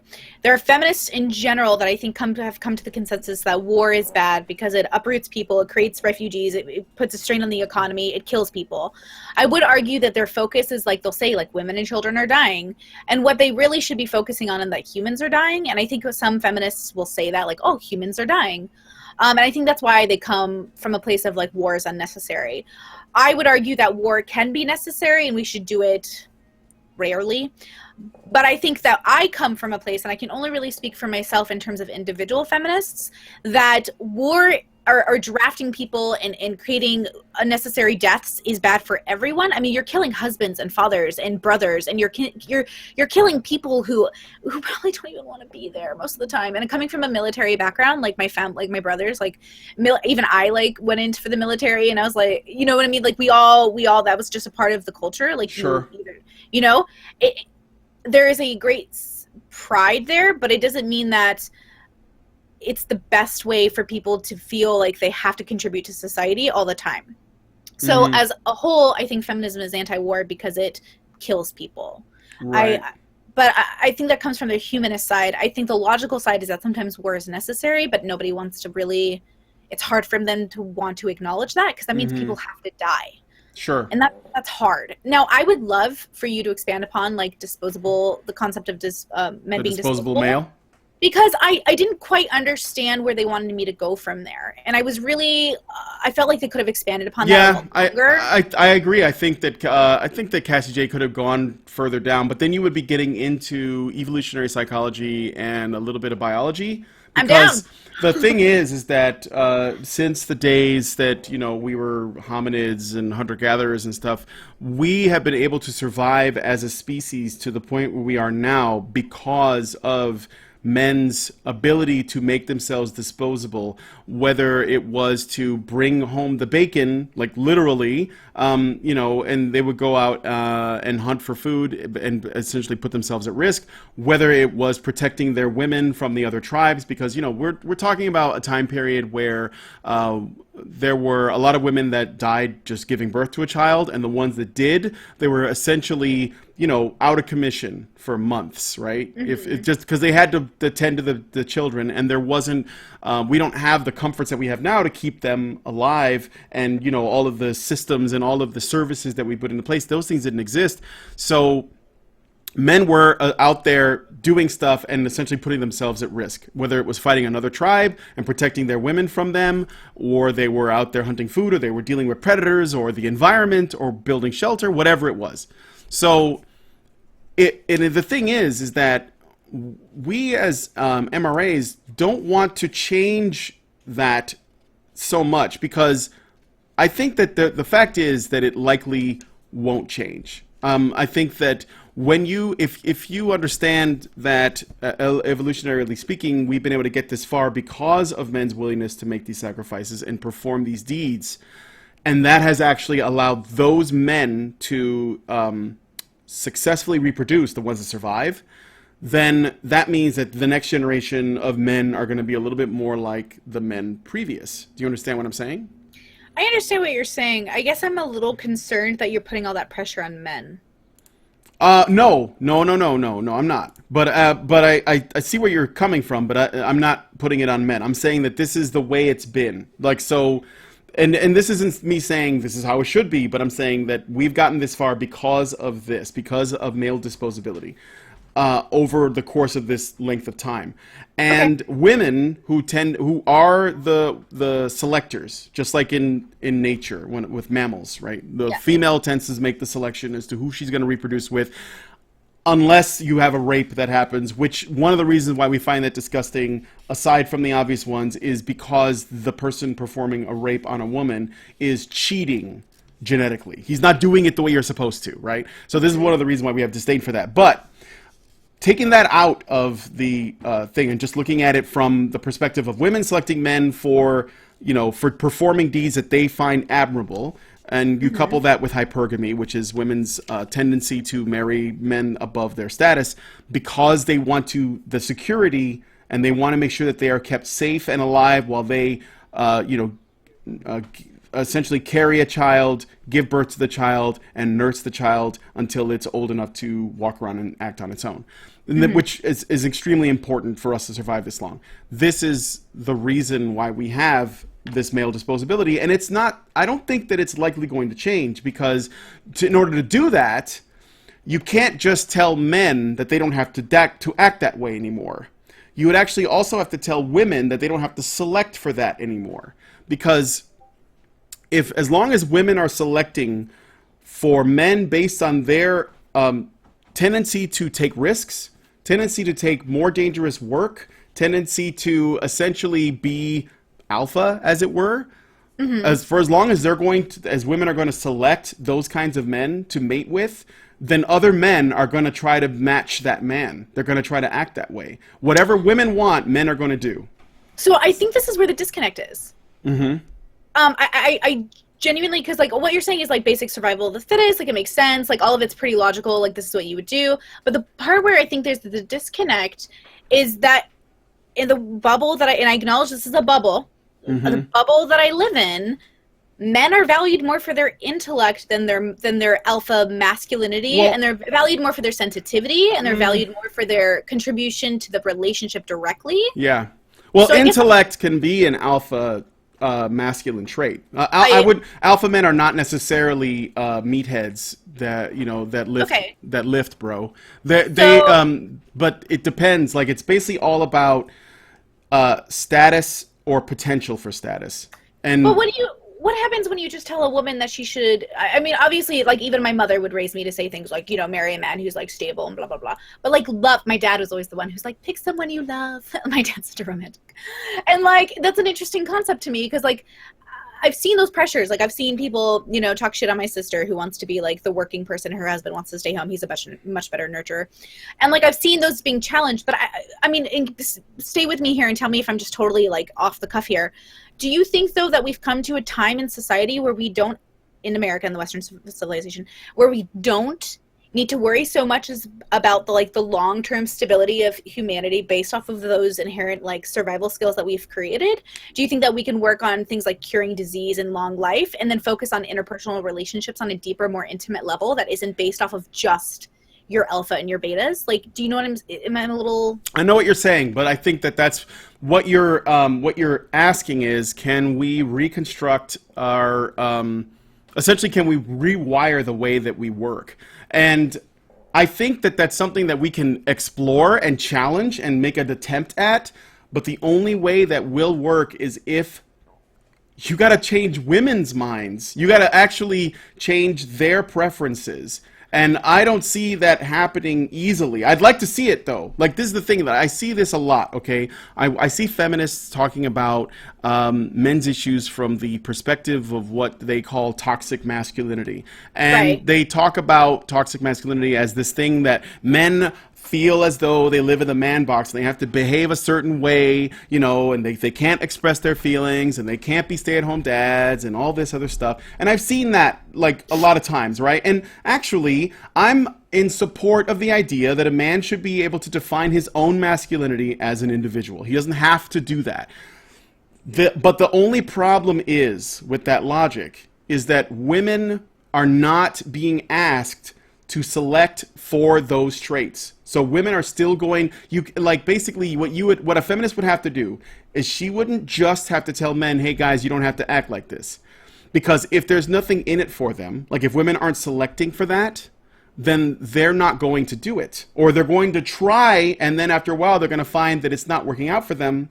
Because I know that what you're saying, that in like your in your sphere or whatever, that there are women that select for that, but I think that by and large, though, if you have to look at the broader picture, most women don't.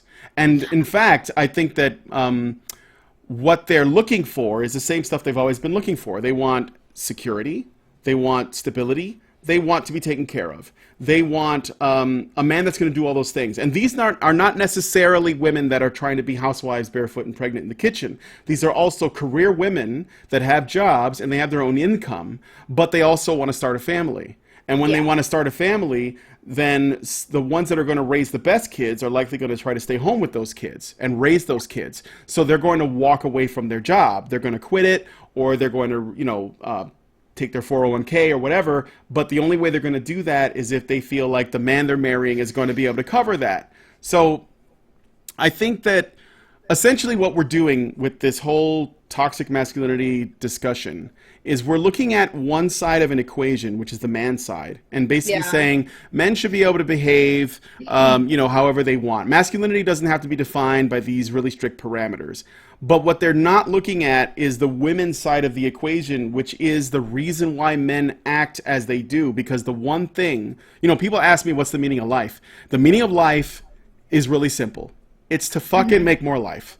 That's what we want. That's what men want to do. They want to essentially live forever. And the way you do that is through your progeny. It's true. Now, I mean, this is like taking aside the men that, you know, are homosexual or don't want to like settle down, or the people who take themselves out of the gene pool.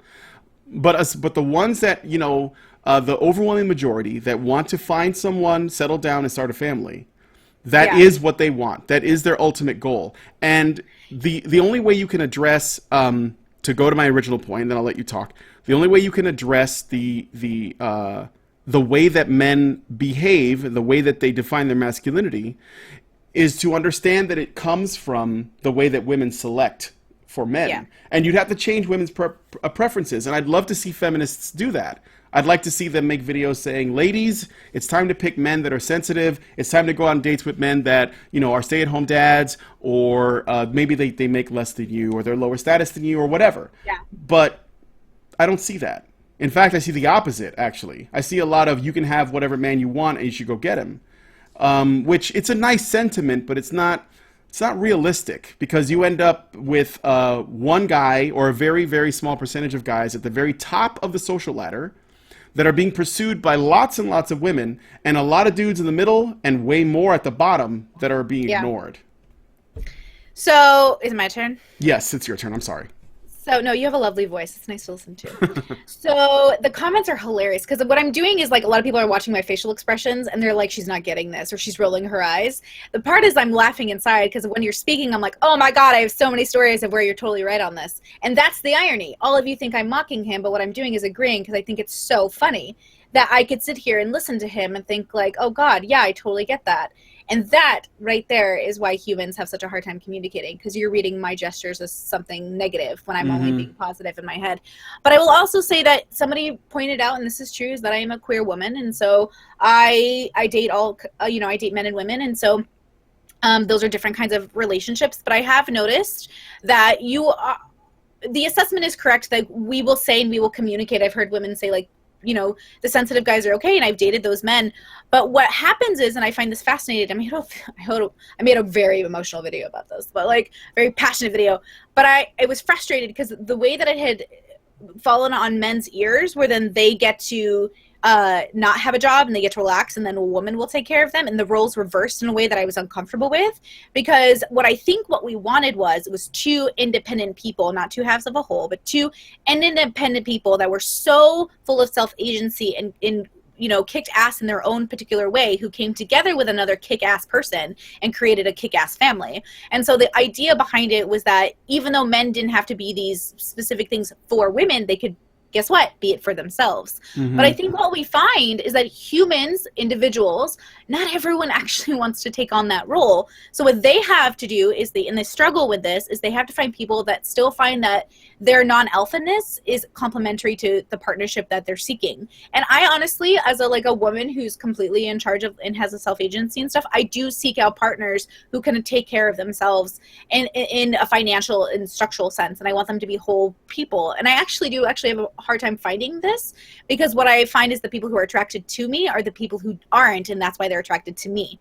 Because, like, I have my own revenue, I have my own structure, I have my own sense of agency. Sure. So I wonder if that's kind of the problem, is that what is attracted to what is maybe two alphas wouldn't be attracted to each other, because it would contradict the hierarchy of how the relationship would. I don't know. That's a good point. I wonder. I don't know though. I think that alpha males and alpha females do tend to be attracted to each other. I also think that alpha males don't have a problem with females below their station. But I'm not where I think it's more difficult is alpha females with men below their station. Because I'll put it this way, and I know that you're waiting to get in there, but. Because we are a species where the women ultimately selects who they're going to reproduce with, this puts men on the back foot in terms of their odds of getting reproductive success. So that means that I think it's half of men don't get to reproduce. So half of the men on Earth right now, they're not going to have kids, and their genetics end there. almost, unless, if women are willing to lower their standards enough, by and large, most of them, if not, I wouldn't say all of them, because obviously that's not true, but the majority of women are going to get to reproduce. So they get to select. And I think what that does is you essentially create a dynamic where women, on the whole, assuming they're able-bodied and, able to have kids, are going to be able to reproduce, provided that they are willing to select within, their league, which, a lot of times they tend to shoot higher, and then if it doesn't work out, then after a while they settle for somebody that's close to their level. But with men, I think that's the reason why I'm saying that. Like with alpha men, they usually have their pick of the litter, but they represent a very small percentage of men. Alpha women, they can have whoever they want, but they're usually looking for somebody that's at least them or better. So I can't even disagree with you, really, but okay, so this actually stems into a deep part of the philosophy in which I live my life, which is essentially like humans aren't inherently valuable and you have to earn your value, which means that, yes, you are valued by your being, by being alive and inhaling oxygen, but by being a product of like society and contributing to it, you mark your territory in terms of value. And it's hard because I know that doesn't sound great to a lot of people who are in situations where they can never be, the top tier, but there's still a place for you in the world. You just can't expect it to work in generalizations. Yeah. I mean, and it's hard. I think I understand the logical point of it, but it's really hard to convey this to a populace that wants to feel like they're all special. Well, I understand. If everybody's special, nobody is. But I know what you're saying. I would just say that to understand that that's the way things work is actually good for men to know, because then I think first of all, they can probably just work on themselves, which is actually the key, whether you know it or not, to attracting a mate. If you're just working on yourself and you're not worrying about whether or not you're going to attract a mate, that's when you attract one. I know that sounds weird and it doesn't make sense, but it absolutely does. Totally works. And so they might just do that instead of fretting over whether or not they have a chance to, move on with their genes if they care. That's the problem too. Like I don't believe in, like, my focus is always on continuing in helping human life that exists now and then hopefully in the future. But like the idea of like we must keep humans around forever, I don't have that natural instinct. I have that I get baby fever like everyone else, but it's a different type of feeling where I want to adopt all the baby in orphanages and I want to take them into homes so they don't end up in the system and end up contributing to the, that's where my brain goes. And I understand like most people's brain goes to like making their own, and that's wonderful. And I think you should do that. It's hard for me as a person to understand the general populace in this way. This is where I feel like an outcast, where everyone else is celebrating the continuation of their genetics. I'm like, but there's babies over here that need homes. Who cares whose genetics they are? Right. And so that's a little bit of the disconnect I have, and I have to be upfront with that because it causes me to be probably a bad representation of the general populace or average person. So just that. Okay. All right. Let me see here. Let me go into another question that I got. Oh, Boko Haram. Okay. So. Oh yeah. In the video, you said Boko Haram would, the tactic would be you kill the warriors. They don't have a defense system. I think that I don't know that Boko Haram was doing that. And this is what I would pitch. Okay. Boko Haram, like most of the radical, terrorist groups, are not trying to win wars with the things that they do. They're trying to get attention and have things addressed that they feel are important to them. Boko Haram was trying to get attention. They wanted the media to take notice. They wanted to terrorize people, hence terrorists. So when they were killing boys in mass numbers by burning them alive and shooting them in the back and doing all this terrible shit, it wasn't working. This is why they kidnap girls. And interesting. So the thing is, terrorist groups are not they're not fighting in a war in the same way that, you might find like in World War II or Vietnam or something like that. They're trying to get attention. They want people to take notice that they are a threat. So they're trying to establish that. And so they tried doing that by, killing a bunch of boys over several years or however long it was that they went, and none of it worked. So finally, one of them had the bright idea that, hey, you know what? If we threaten girls, then they'll notice. And they didn't even kill them. All they did was kidnap them. And then they essentially, some of them were sold into slavery, or they were sold into sex work. So this is not great for them. And I'm not saying that they get, that this is, better. Well, a case can be made that being sold into slavery or into sex work is better than being killed, because you have a chance of getting out and starting your life over, which, I don't know if you know who she is, but Ayaan Hirsi Ali is an example of a woman that, had been through some shit, and now she's a well-respected, prominent, I mean, isn't that the hardest part of, like, this human struggle, is that we see people go through horrendous shit and then they come out of it and you're just like, you are a god. Like, you are literally a human god. Yeah.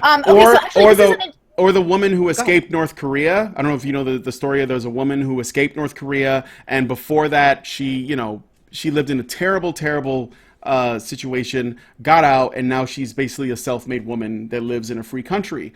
Cool. And so I point that out partly because I think that being killed is worse, because at least when being killed is worse, obviously, because if you're not killed and even if you're sold into sex work or something, you have a chance of getting out and essentially making your life better. But whereas if you're dead, you're just gone. So anyway, if you want to respond to the Boko Haram thing or whatever you want to say. So it's interesting that you said something that actually like resonated in my brain. And so when you talk about the fact that it was essentially a campaign to get acknowledgement, it's actually, this is going to sound so horrible, it's actually really smart in a way that it's like you don't pay attention to a bunch of men brawling because you're like, men, the violence of men versus men, it's so inherent in who they are in their brains. And I'm thinking from like a perspective that I could imagine someone thinking from, but then they see someone who's weaker and more vulnerable being attacked, and their brain goes, must defend. And so I get that, like, that makes sense. And I think that is the tactics of a lot of like feminist groups, is they try to focus on the victimhood, and I think that's a good tactic, like in terms of getting acknowledged. It's why, and I hate to say this and bear with me, but as I talk about the disposability of men in this review, I talk about like cancer campaigns. Men have worked so hard on not being seen as vulnerable that seeing them in pain doesn't actually, like, the empathy doesn't translate to, I think, a lot of people. And I don't think that's good. I think we need to break that down. Mm-hmm. And we need to see the sympathy and the empathy. We need to feel it. Like, do you know No Shave November? Like how it started? Okay, I talked to a bunch of women that I knew, and nobody knew why men grew out their beards in November. And I was like, really? Does nobody know this? Like, they raised millions of dollars, like, for men's cancer research. But I knew that, and I think I knew that because I had maybe 8 brothers versus somebody else who didn't know, like, who didn't have that correlation or that connection to that group of people. Yeah. And I do think that there is something in the human spirit that wants to defend the weak. And so I understand that. And since women, like, in those positions are often in the positions of weak, like, they want to defend them. But I will say this in correlation to, and bear with me, modern day feminism in the West. It's hard to be a woman of made-ness and sense of agency, and also be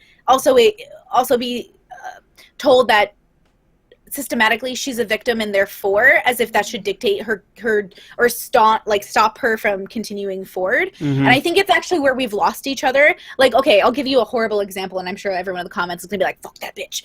But I watched Chelsea Handler's show, and Chelsea Handler has the show on Netflix, and Chelsea Handler is one of those people that I think she's funny, but I also think she's completely ignorant on certain positions.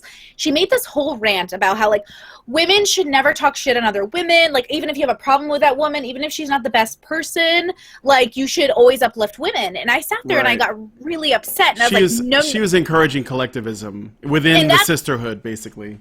And I think I have a problem with that because I'm all about the sisterhood. I'm all about the brotherhood. I'm all about the peoplehood. But the problem with that is that, no. You are still an individual within a group. You must be held to a standard. You must be held responsible for your actions. Mm-hmm. But think about it. Her audience clapped, like, you know what I mean? And I'm sure they did. I would have been the only one, like, no. Like, I would have booed. I'd be like, no.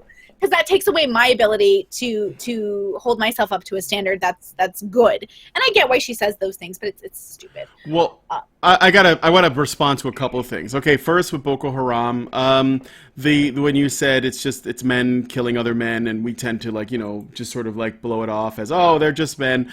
Well, I want to add that there are a couple of reasons why we ignore that may have a little bit less to do with that. One is the way the media reported on Boko Haram's atrocities. When the media, and this isn't just them, but any tragedy, whether it's a natural disaster or a terrorist attack or whatever, most of the time you will find that when they report on the fatalities, injuries, and so on, they will not report on the men as men. They will report on them as people, villagers, or just the number killed, and then they will make an exception to let you know how many women and children were killed. And you almost have to do the math to figure out how many men died. So with when it's reported, you know, such and such number of people died in this terrorist attack, I think that people, they just see the number, and I think they just tune out as to whether or not it's men, unless you are sort of like, you know, like I am, conditioned to see that number and say, how many of those are men? And ask that question that people often don't ask. How many of those are men? Like when they say, oh, you know, I watched a video yesterday. I showed it to a friend of mine. And it was basically this really great documentary video, about a half an hour, maybe 20 minutes long, that talks about the number of people who died in World War II. And it goes into the civilian deaths and the military deaths in all the countries throughout the entire 6 years of the war, or whatever it was. The guy makes a point. He makes it important to point out that the soldiers, the overwhelming majority of them were men. And that's one of the very few times, and he's not an MRA or anything, but it's one of the very few times where a guy makes a point to say most of these people who died during this war, which is essentially the bloodiest war we've ever fought on this planet, were men. And I think that's, you know, that is something that is important to remember whenever we look at fatalities. Now, when you were talking about the reason tactically that they did it, which I agree, it does work because we live in a country, or in a planet really, that is gynocentric, which means we tend to prioritize the safety of women over other people. We actually tend to judge our entire culture by how it treats its women. It's one of the ways in which people demonize other cultures. They say, look at how those people treat their women, and that's how you know it's a bad culture. So I think it's less a tendency for us to feel empathy towards the weak, and it's a little bit more about women, and I'll tell you why. Because a lot of the people that Boko Haram killed were young boys. Yeah. But and those are weaker people. I mean, you know, and a lot of times also when these terrorist groups enlist, they enlist young boys as well. And it's something that we easily forget. They're not all these bearded men. They're kids with AK-47s. And they're mostly boys that are doing that. And so it's, I guess and on top of that, I would also add that even though I'm pointing out this gynocentrism and like our tendency to look at the world this way, I'm actually less concerned with driving that point home than I am with asking people, because I don't think the media will change. It's just corrupt to its core in many ways. But I would ask people that when you see reports of stuff that's happening and there are deaths involved, and you don't learn the gender of the people who are being killed, then ask yourself why you're not being told that, and maybe fill in that hole. So it's funny because I don't. After I saw the red pill, I did start to pay attention more as I listened to NPR and watched news and to see how they kind of reported men. It's funny though, and then I went to go research that kind of line of thinking, and I found this like feminist think post about semantics over words and how men were described as people and women were specified as women because they're not people. And it was an interesting concept because I think we're both just. So do you get like where they're coming? So feminists are saying, wait. So feminists are saying that feminist. A post by a feminist. She said, well, I mean, okay. A feminist said that when there is a tragedy and the media writes about it, and they write about the men as though they are people, and they write about the women specifically as women, this feminist believes that those women are not people because they're not being described as people.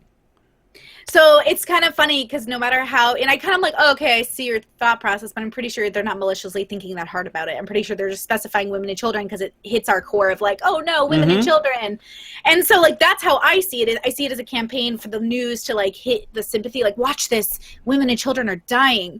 But it's okay, you have to, and so, but then again, logically, I think it's more on the sphere of, you're right. I don't think that we necessarily sympathize with the death of men as much as we probably naturally should, instinctively should.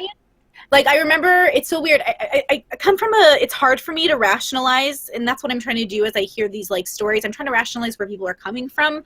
It's hard for me because as even though I identify as a feminist and I feel comfortable with that label, I very much come, and somebody asked, yes, I have 8 brothers and 1 father and 1 sister and 1 mother.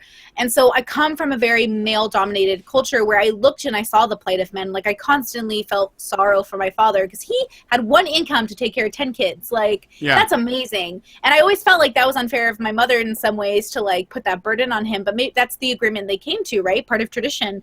But it's weird because growing up, and bear with me, sounds like a tangent, but it correlates sort of to the thought process of how people come who they are. Like, because we're Middle Eastern, we grew up watching, like, my father would have us watch the beheadings and watch the torture Saddam would inflict upon the people, mostly men, because he wanted us to understand what we were against. He wanted us to understand what they came from. He wanted us to understand, like, people are bad, and it's about them wanting to just destroy other people. And it was often men and boys that I saw being tortured because that's just what the videos were. And so in my head, I always had this deep sense of protect our men and boys, but protect our women and children, protect our people. And I think that makes it easier for me to sympathize and empathize with people of all different genders and identifiers, because all I see is pain. And all I see is an inflicting of the pain.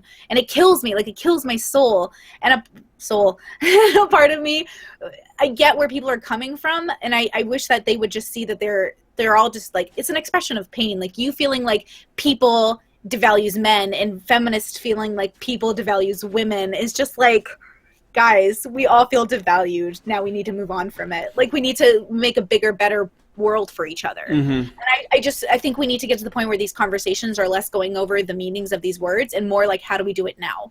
How do we now do it? Right. And I think it comes down to the individual and less government interference, and it allows people to be who they are. It allows people to be able to say, okay, I get that you believe in this. I'm going to remove myself from this situation. I hope the best for you. Versus you have to be this. Right. Well, I would say that the lesson or the moral, I guess, of the story of Boko Haram, as one example, but I think that it's certainly something you can apply to others, is if we acknowledged the humanity of those boys when they first started doing this stuff, it wouldn't have gone as far as them, like, kidnapping girls and killing all the other boys in between. If we had stopped it right when it started, or maybe it would have just taken the mainstream media to report it accurately and say, this is how many boys were killed because they wanted to get an education.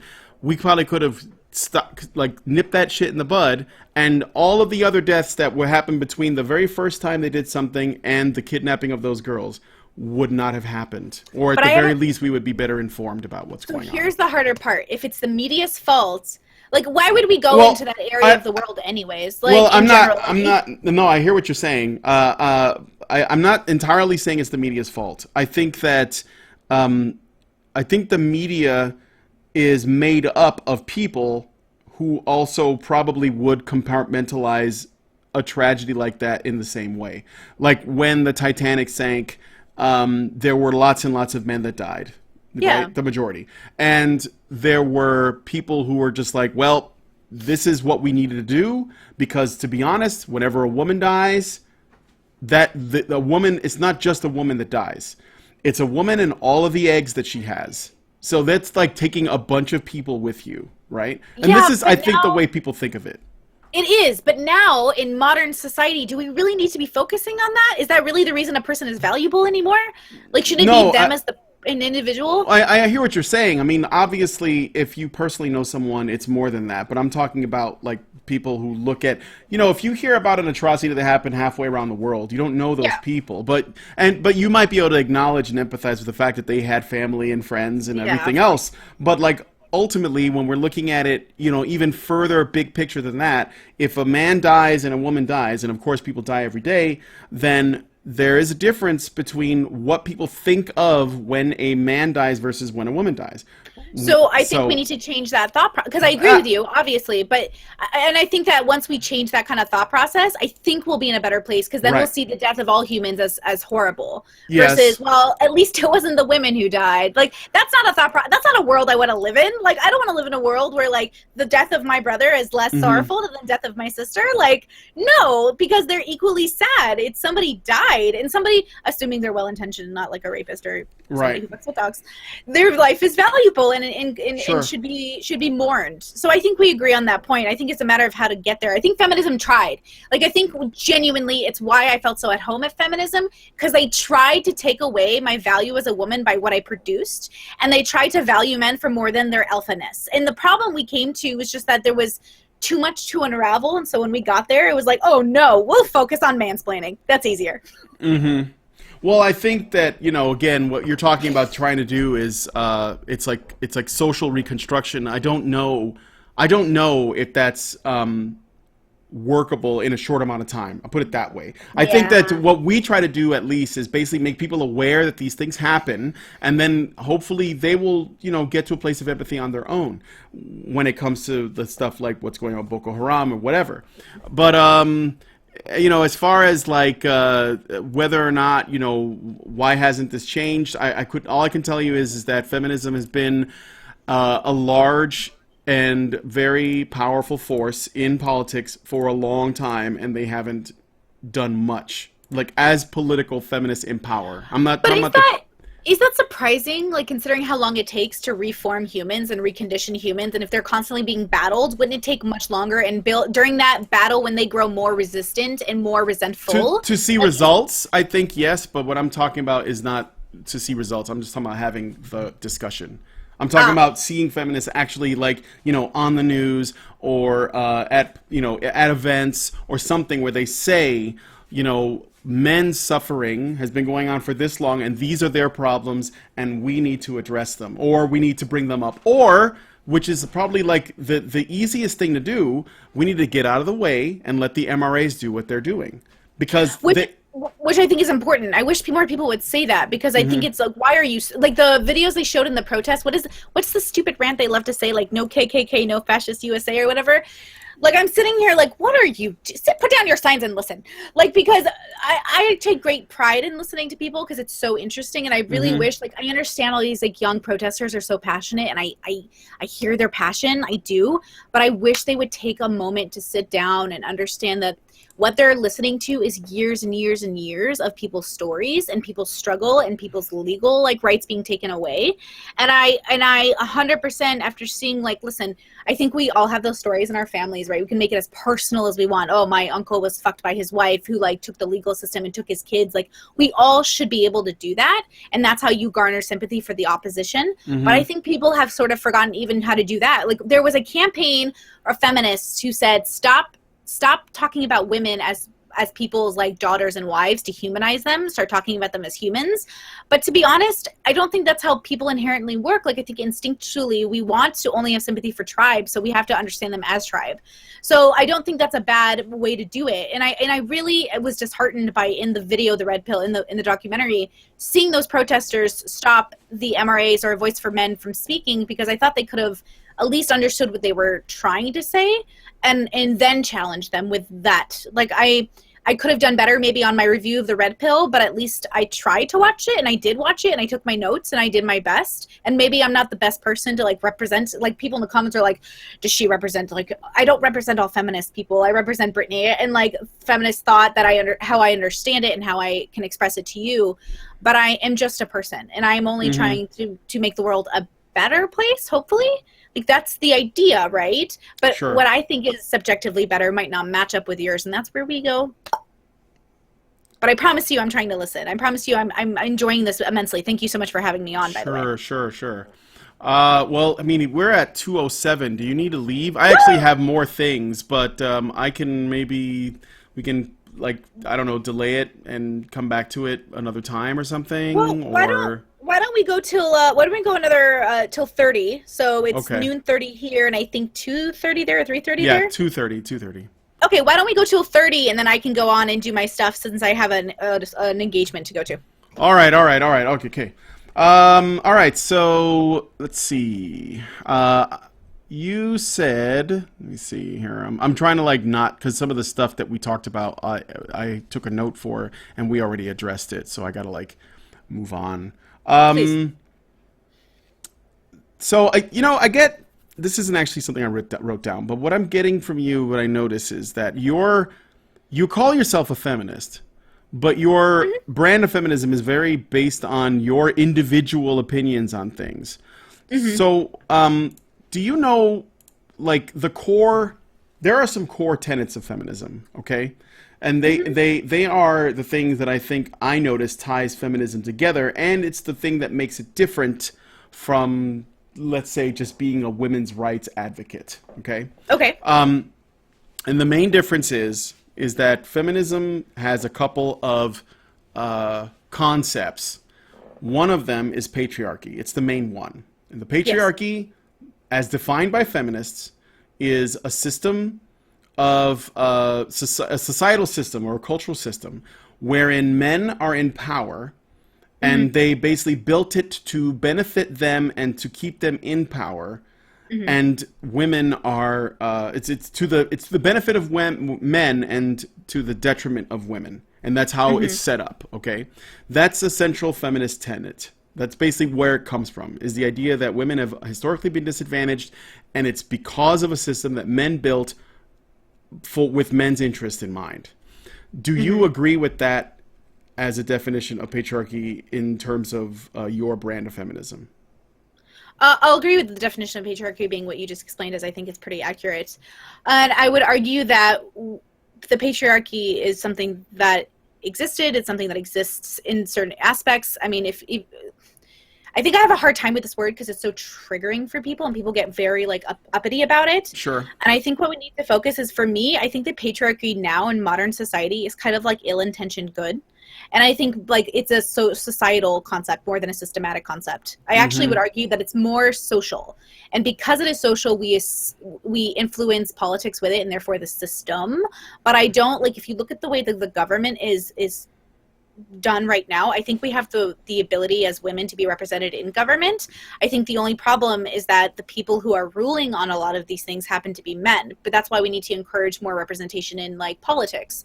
So I think patriarchy is a social construct, like a social societal expectation of behavior to keep things moving forward, more than a systematic one now. And I think that's something that is just, it's easier to comprehend, I think, for people. And it's also what we actually face. Like, we face men who think they have to buy us dinner, right? That's stupid and like silly, and like that's based off of like a hierarchy of like, we do the thing and you do the thing. And that's all like very ridiculously like social nuances. And I think I wish, you know, coming from a religious place, like you could say like Catholicism is a patriarchal like religion, and like priests will be the top and then the Pope, and they're all men, and they'll say like women are valued just as much as men, but they'll never let them in power. Like, that's patriarchy, right? That's like an idea that the patriarchal system should rule because somehow they represent God better. And like, it's a silly system, but there will always be people who benefit from either or. I just feel like this is too convoluted of an idea to hit in a podcast for 10 minutes, but or a show. But I would say that I look at it more as a social issue than a systematic one. Okay. Well, I want to add to that to why I think the patriarchy is one of the reasons why I think that women's rights advocacy and feminism are different. Because patriarchy has to assume, according to the feminist definition of it, that everything that men has done has been for themselves. And women were second-class citizens, chattel, or otherwise not considered. They were taken advantage of. They were used, whatever, all right? Essentially, it blames men's actions for women's place in the world. And the reason why I think patriarchy is not a sufficient definition for the way the world is it goes back to what I was talking about with the equation. When you look at the equation of, on one side, you see where women are, and you ask yourself, why are women in these positions? Why are they more often, why are they earning less money in jobs? Why are they not as many of them in positions of political power? Why, why are things like this for them? And then when the look at the men's side of it is sort of like a cursory glance. Like, well, I see a lot of men in Congress. I see a lot of men in politics. I see a lot of male CEOs. So there must be some kind of oppression going on, or there's we have like a societal expectation, or there's something going on that's making things this way, and it's something sinister. It's something that men did to women because men are apparently benefiting. Well, what I would say as a counter to that, or at least to add something, this is why I would call it a blind spot, is that women do not. I'll do it in the way that Jordan Peterson said once. The more free a society becomes, the more open to choice people have, the more freedom they have to choose whatever they want to do with their life, the greater the gap is between what women choose to do and what men choose to do. So that's why you have, and that's because of what people value. Men tend to value things that are going to increase their status, things that are going to increase their wealth. But the reason why they do is not because they want these things. It's actually because they know or they believe that women want these things from them. So they chase status because it will attract them mates. This goes back to the thing before. Women, since they tend to want to live a life of comfort, and they want to have a nice nest to raise their children, they tend to choose men that are going to give them those things, but they will work a job or even pursue a career until an opportunity presents itself. And then they often prioritize raising a family and being with children, which is absolutely admirable. And I think that, this is something women love being mothers, a lot of the time, and they will prioritize that over a career. So that is it. As long as women are getting what they want and men are getting what they want, I don't think that you can call it oppression, because everybody's happy and it's just what they choose to do. Another thing I would also point out, that to be a high-ranking politician or a person who is affecting government or a CEO or whatever does not mean that you don't have the interests of women in mind. In fact, politicians they become they grow in power, they climb the ladder because they get women's votes, because women make up the majority of voters. And so they have to appeal to them. So that's how you get politicians that say they're feminists or they believe in women's rights in order to rise the ladder. And more often than not, men go into politics. It's another way to get social power. And they're also the ones that are willing to do that work, which, guys like politicians that are like, that work in at the highest levels of government, or CEOs or whatever, they don't have an easy job. They work constantly. And you have to have a certain mindset to be able to do that, which is rare amongst men and women, but especially, amongst women. But I think that it's not that women couldn't do it. Obviously, there are probably some that could. But the point is that they don't have to, like they could choose to just not do it if they wanted to. Does that make sense?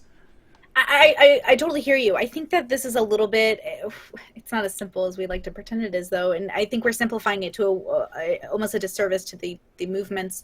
But I think that the starting point is, I do not understand people's unwillingness to acknowledge that the patriarchy was a thing that existed, and existed for a reason. Like, men came into power, men dictated the rights of the people. It made sense. Also, it was the wealthy primarily, so that's important too. Like, poor men suffered, like they still do. Classism is a thing more than anything. So we acknowledge this. Like, we acknowledge that women were given rights. They never had them inherently, right? Because nobody ever does. Rights are given by a society of people, a government, a basis. Right. Well, rights are rights are not a list of things you can do. Rights are actually a list of things you cannot do. They're just like the negative space between what you can do and can't do. But anyway. So we acknowledge that, right? Like, yeah. But I think I have a hard time with, one, people thinking that somehow, women get to vote, therefore within so many years, the way that they have been seen or the way they've acted for thousands of years will somehow be turned over in 60. I think that kills me a little bit too. Like, there has to be a time for people to adapt to nuances. Like, women vote for men, and women vote anti-feminist, and women vote anti-choice. Sure they do. Because yeah. A lot of women, though, are still extremely religious, conservative. A lot of them do want to stay home and have men go to work, and that's fine. I just want to come to a point where they actually have a choice in the matter versus an expectation of societal, like, expectation or religious expectation. And I think that's hard. I think we don't want to acknowledge how hard that is to beat that out of people. Yeah. Because I was told when I'm not trying to beat anybody. There has to be a way that we can, they talk about shame and guilt being a thing that atheists feel after leaving religion. That's because we have to almost create a new reason for existence. We don't have a place in the hierarchy or the survival, hierarchy, which is such an interesting idea. And I think I've created, I think many of us have created a path of our own, but it's hard. Like, you're right that it is hard to find people who stand out and who are survivalists and alphas and like all these things. But I really wish that this subject could be discussed in a way that wasn't so. The one time I don't want to be emotional, people, but like the one time I don't want to see the emotion in it, because it's so not an emotional issue. It is a logical. Here's how we've done things. Has this worked? I don't think so. Let's do it a different way. I want to clarify, though. I'm not saying that we don't or didn't live in a patriarchy. I just think the definition of patriarchy is not apt to describe what we live in. We live in, yes, today or have in the past. Well, I don't know. Today's changing a bit, but like I'll say in the past. I think that being the head of a family or being the head of a government and being a man is not something where you simply sit back and like reap the benefits. It's actually a position of immense responsibility. Yes. And it falls on men to make sure that, things are, everything is done right. And it's something that women tend to expect from them. Like, it's the relationship in a patriarchal sort of nuclear family structure is that the man is driving the ship and the woman is navigating. And so it's not as though she doesn't have any power. In fact, that's another thing that's to it too. The reason why I think we lived in a society as we did, and it's worked for as long as it has, is because the purpose of what feminists are calling a patriarchy does not exist to subjugate women, but it existed to protect them. And I think that is a thing that is often conflated or at least completely left out when feminists are talking about patriarchy. And I'm not talking about you. I'm just saying that this is the way that it's usually presented. And the reason is because, and the reason is because this is a really simple concept. The more security somebody wants, the less freedom they have. It's a consequence of that. The more freedom you have, the more risky your life is going to be. Like, the more freedom you have, the less security you have. So some people are more comfortable with more security and less freedom, and some people want more freedom and less security. This is one of the reasons why the Libertarian Party has not been able to take off, because it's all about the freedom. And the fact is that most women are not interested in libertarianism because it doesn't feel safe, and they tend to be risk averse. This is just the nature of women's behavior. It's just the way that they are. I'm not saying all of them. I know there's a big not all there, but this is just a tendency that we're observing. And I guess what I want to see, though, because I don't even think that you're generalizing like incorrectly, but I because it is a generalization, it is much harder to move forward to protect individuals. And I think that's what's the hardest point. I think the individuals had been the loudest, and then they got swallowed by like sort of a general populace that said like, this sounds kind of good, let's do this. And I was like, whoa, whoa, whoa, whoa. But they don't understand the responsibility you're taking. I understand every day, and the people who want to live like a more libertarian or individual lifestyle, like we are, and you're right. Like, I think you saying out loud that when men take positions of power, they also have the responsibility that comes with it is something that people have to constantly say. And other than I'm sitting on a throne with all my bitches, like taking all the, exactly. Like sitting back in my big easy chair, smoking cigars while all of my workers do everything for me. In the same way, in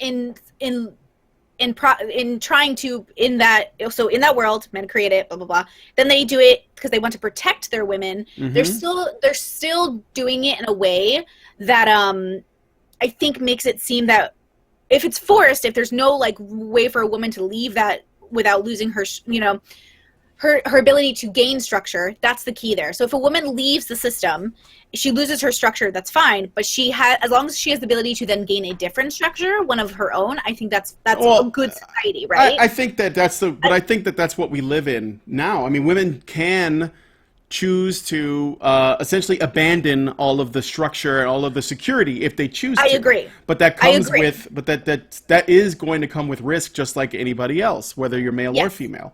So you have to be willing to weigh those things. But I'm talking about why, how things were up until now, or at least up until those freedoms were realized. And a lot of it is, yes, men were protecting their women, but also women wanted to be protected from men. And they also wanted to encourage their daughters to want the same thing. So it's not. We agree. Okay. All right. Like, we agree. We see, I get it. Like, I think we agree actually wholeheartedly.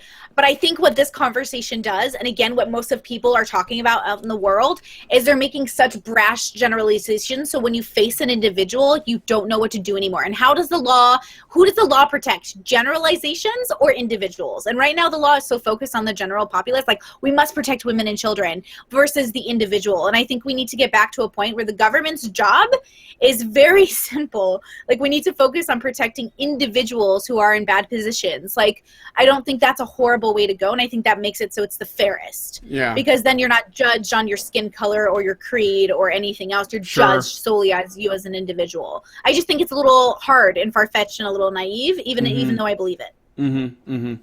All right. Because it's hard. We want to be with, you know. Well, again, I got everything you're saying. To my final point with the patriarchy thing is that it's framed as something that men do to women, whereas I think the reality of it is it's something that both men and women more or less socially agreed is the best way to do things. And that's the way that they did it for a long time. And so you can't... I have a problem with the feminist definition of patriarchy because it basically makes men the only party accountable for the system as it is, and it also mischaracterizes what's happening with women in the same model, which is something that women were in support of, and it's something that women also are okay with, and it's actually something that women select for sexually. So you can't act as though women don't have a part to play, and then also say, men, you guys need to dismantle this thing, or we're here to smash this thing that you made, when there are women that are saying, no, we like this, don't ruin this for us. And another thing is, there's a, well, I'll put it like this. It's something else that I think often gets ignored. Just because women don't actually have, on paper, political power, doesn't mean that they don't have power.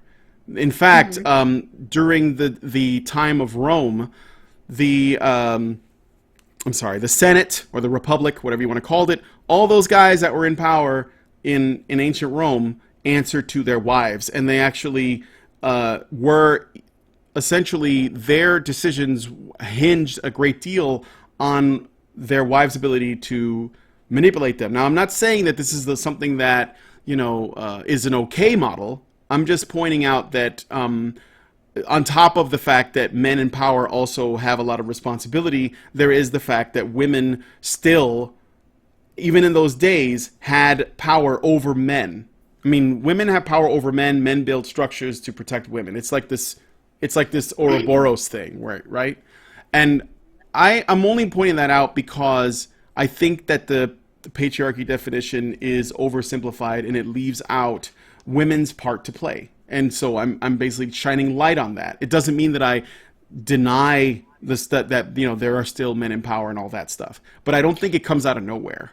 So I really agree with this sentiment. I agree with, like, the pay gap is also something that I find fascinating, because, like, we know why there's a pay gap, right? We know why there's the concept of a pay gap. We know why, and women over time will start moving towards those industries, and men over time will stop worrying about a woman being in charge and more worried about her doing a job, right? It will be less sexist based, and that's fine. That will happen over time. I don't know why we open our eyes and expect it just to happen, and that's fine. But So the reason I am a feminist is because I really do believe that I need to hold women accountable for the standards in which we want to live and in the society we want to have. If I leave feminism, then what I'm saying is, fine, take your thought process. This is a women's group. I'm out of the women's group. But then I've neglected and abandoned all of those women who are looking for power or looking for structure and looking to feel okay in their choices. Sure. But they need to feel okay in all the choices. Listen. As somebody who educates people on living alternative lifestyles, from monogamous to polyamorous to BDSM to all these things, I'm constantly berated with people who feel insecure about their choices because it lands them in a position of subservience to a man. And I will tell them every day that as long as you can wake up every day and leave that relationship the moment you don't want to be in it, you have power. And that's all that matters. Everything else is just a position that you're consenting to that benefits both you and your partner. And that's the point. Like, we've created these structures because they're beneficial and they move forward and they're peaceful, but as long as people don't think that that's the only way to do things, that's the point. And I think that's why I still really want feminism to be something bigger and greater in the world. I want it to be about real choice, not expectations of behavior, and not what makes a good feminist and a bad feminist, and not all, what is this? Like, Sure. I'm so confused by all of this. So I don't even think we disagree that much. I just think that we're coming... Yeah, I think the I think the holding women accountable thing that's going to be a challenge for you. I good luck with that, because feminists don't like that shit very much. But I would say that I don't think we disagree that much on things. And I hope that you know, like, maybe listen to this again, or think about what we talked about. I know that it's like 2:27, and I have a lot of other things that I wanted to bring up. But let me ask you this. You can always have me on later. Yeah, I could. I'll bring you back. Let me ask you this. Yeah. If Jezebel is trash, what would you consider to be a credible feminist website?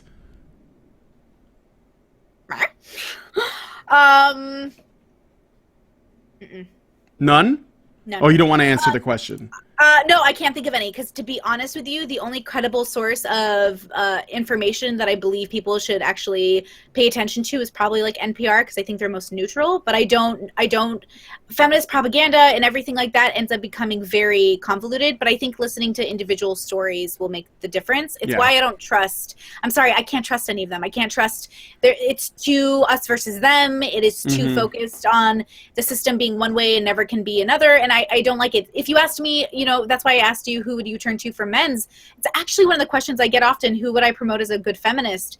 And the idea of me being able to do that is actually really difficult, because I admire a lot of women and I admire their thought processes, but I don't know that we need I think they're all kind of valuable in their own ways. Like, I actually think Cat Black is as valuable as like some anti-feminists, because I think that the thought process is what's interesting. The way that you're able to problem solve is more important. So to be honest, I don't have an answer for you. I really don't. I'm going to be totally honest. Okay. I don't. No, it's fair. I will, for my part, I will say that NPR is totally not neutral. I enjoy NPR. I think they don't make me, they don't sit there and talk shit on like one politician or another. They're just like, here's a story. How do you feel about the story? Yeah. I know they're more left-leaning, but I feel like they're probably the closest I'm going to get to hearing people's stories. I hear that. I mean, what I usually do is okay, there's almost no place where you're not going to find bias. So what I'll do is I'll just listen to a couple of the places that tend to be the most consistent on all sides of a given issue, and then come to my own conclusion, is what I tend to do. So yeah, that's probably the way that I would say that I do most of it, which is hard for me. That's why it's hard for me to choose. Like, I'm more like, listen to all of them and see how you feel, like how it fits your life. Go ahead. So it seems that you're having trouble finding robust feminist arguments online. Oh yeah, well it's most of it I think comes down. I think that's why I'm not. I'm probably not out there. Like, I didn't go to the Women's March and stuff like that. Like, I worked, but like I think it's good, and I think you should come together. But I can't do things without a goal. Like, I'm not a goal focused person. So I only join movements that have very specific goals. And I think feminism has a goal of holding each other up to a standard. In my opinion, that's what I'm doing in it.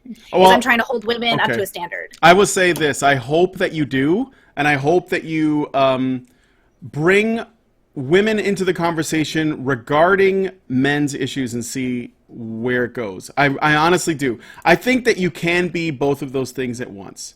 Yeah. So I would, I'd like to see where this watching of this movie takes you, and I hope that we'll have you back on and we'll talk more about other stuff. I want to get into without actually starting a conversation, but I want to get into what's going on in the Black community, especially in the United States, and I want to get into NAWALT, and I want to get into other stuff. So we'll come back to this, guys. I did talk about that in the review, didn't I? Yeah. Yeah. Oh, NAWALT. Yeah. You know what that is? No. I talked about Black Lives Matter a lot, and I talked about the progression of the movement. Yeah. Okay. Well, we'll do that. We'll come back to that. But okay. So good. Thank you, Brittany Simon. That was a good conversation. Thanks for coming on. I'm so glad. Thank you, guys. Really appreciate it. Yeah, no problem. Leave your comments in the comments section. You know, say whatever you want, but I appreciate it if it was constructive.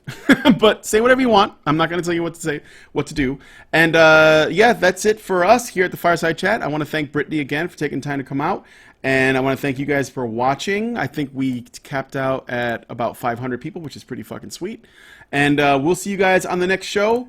Remember to like, subscribe, share this video.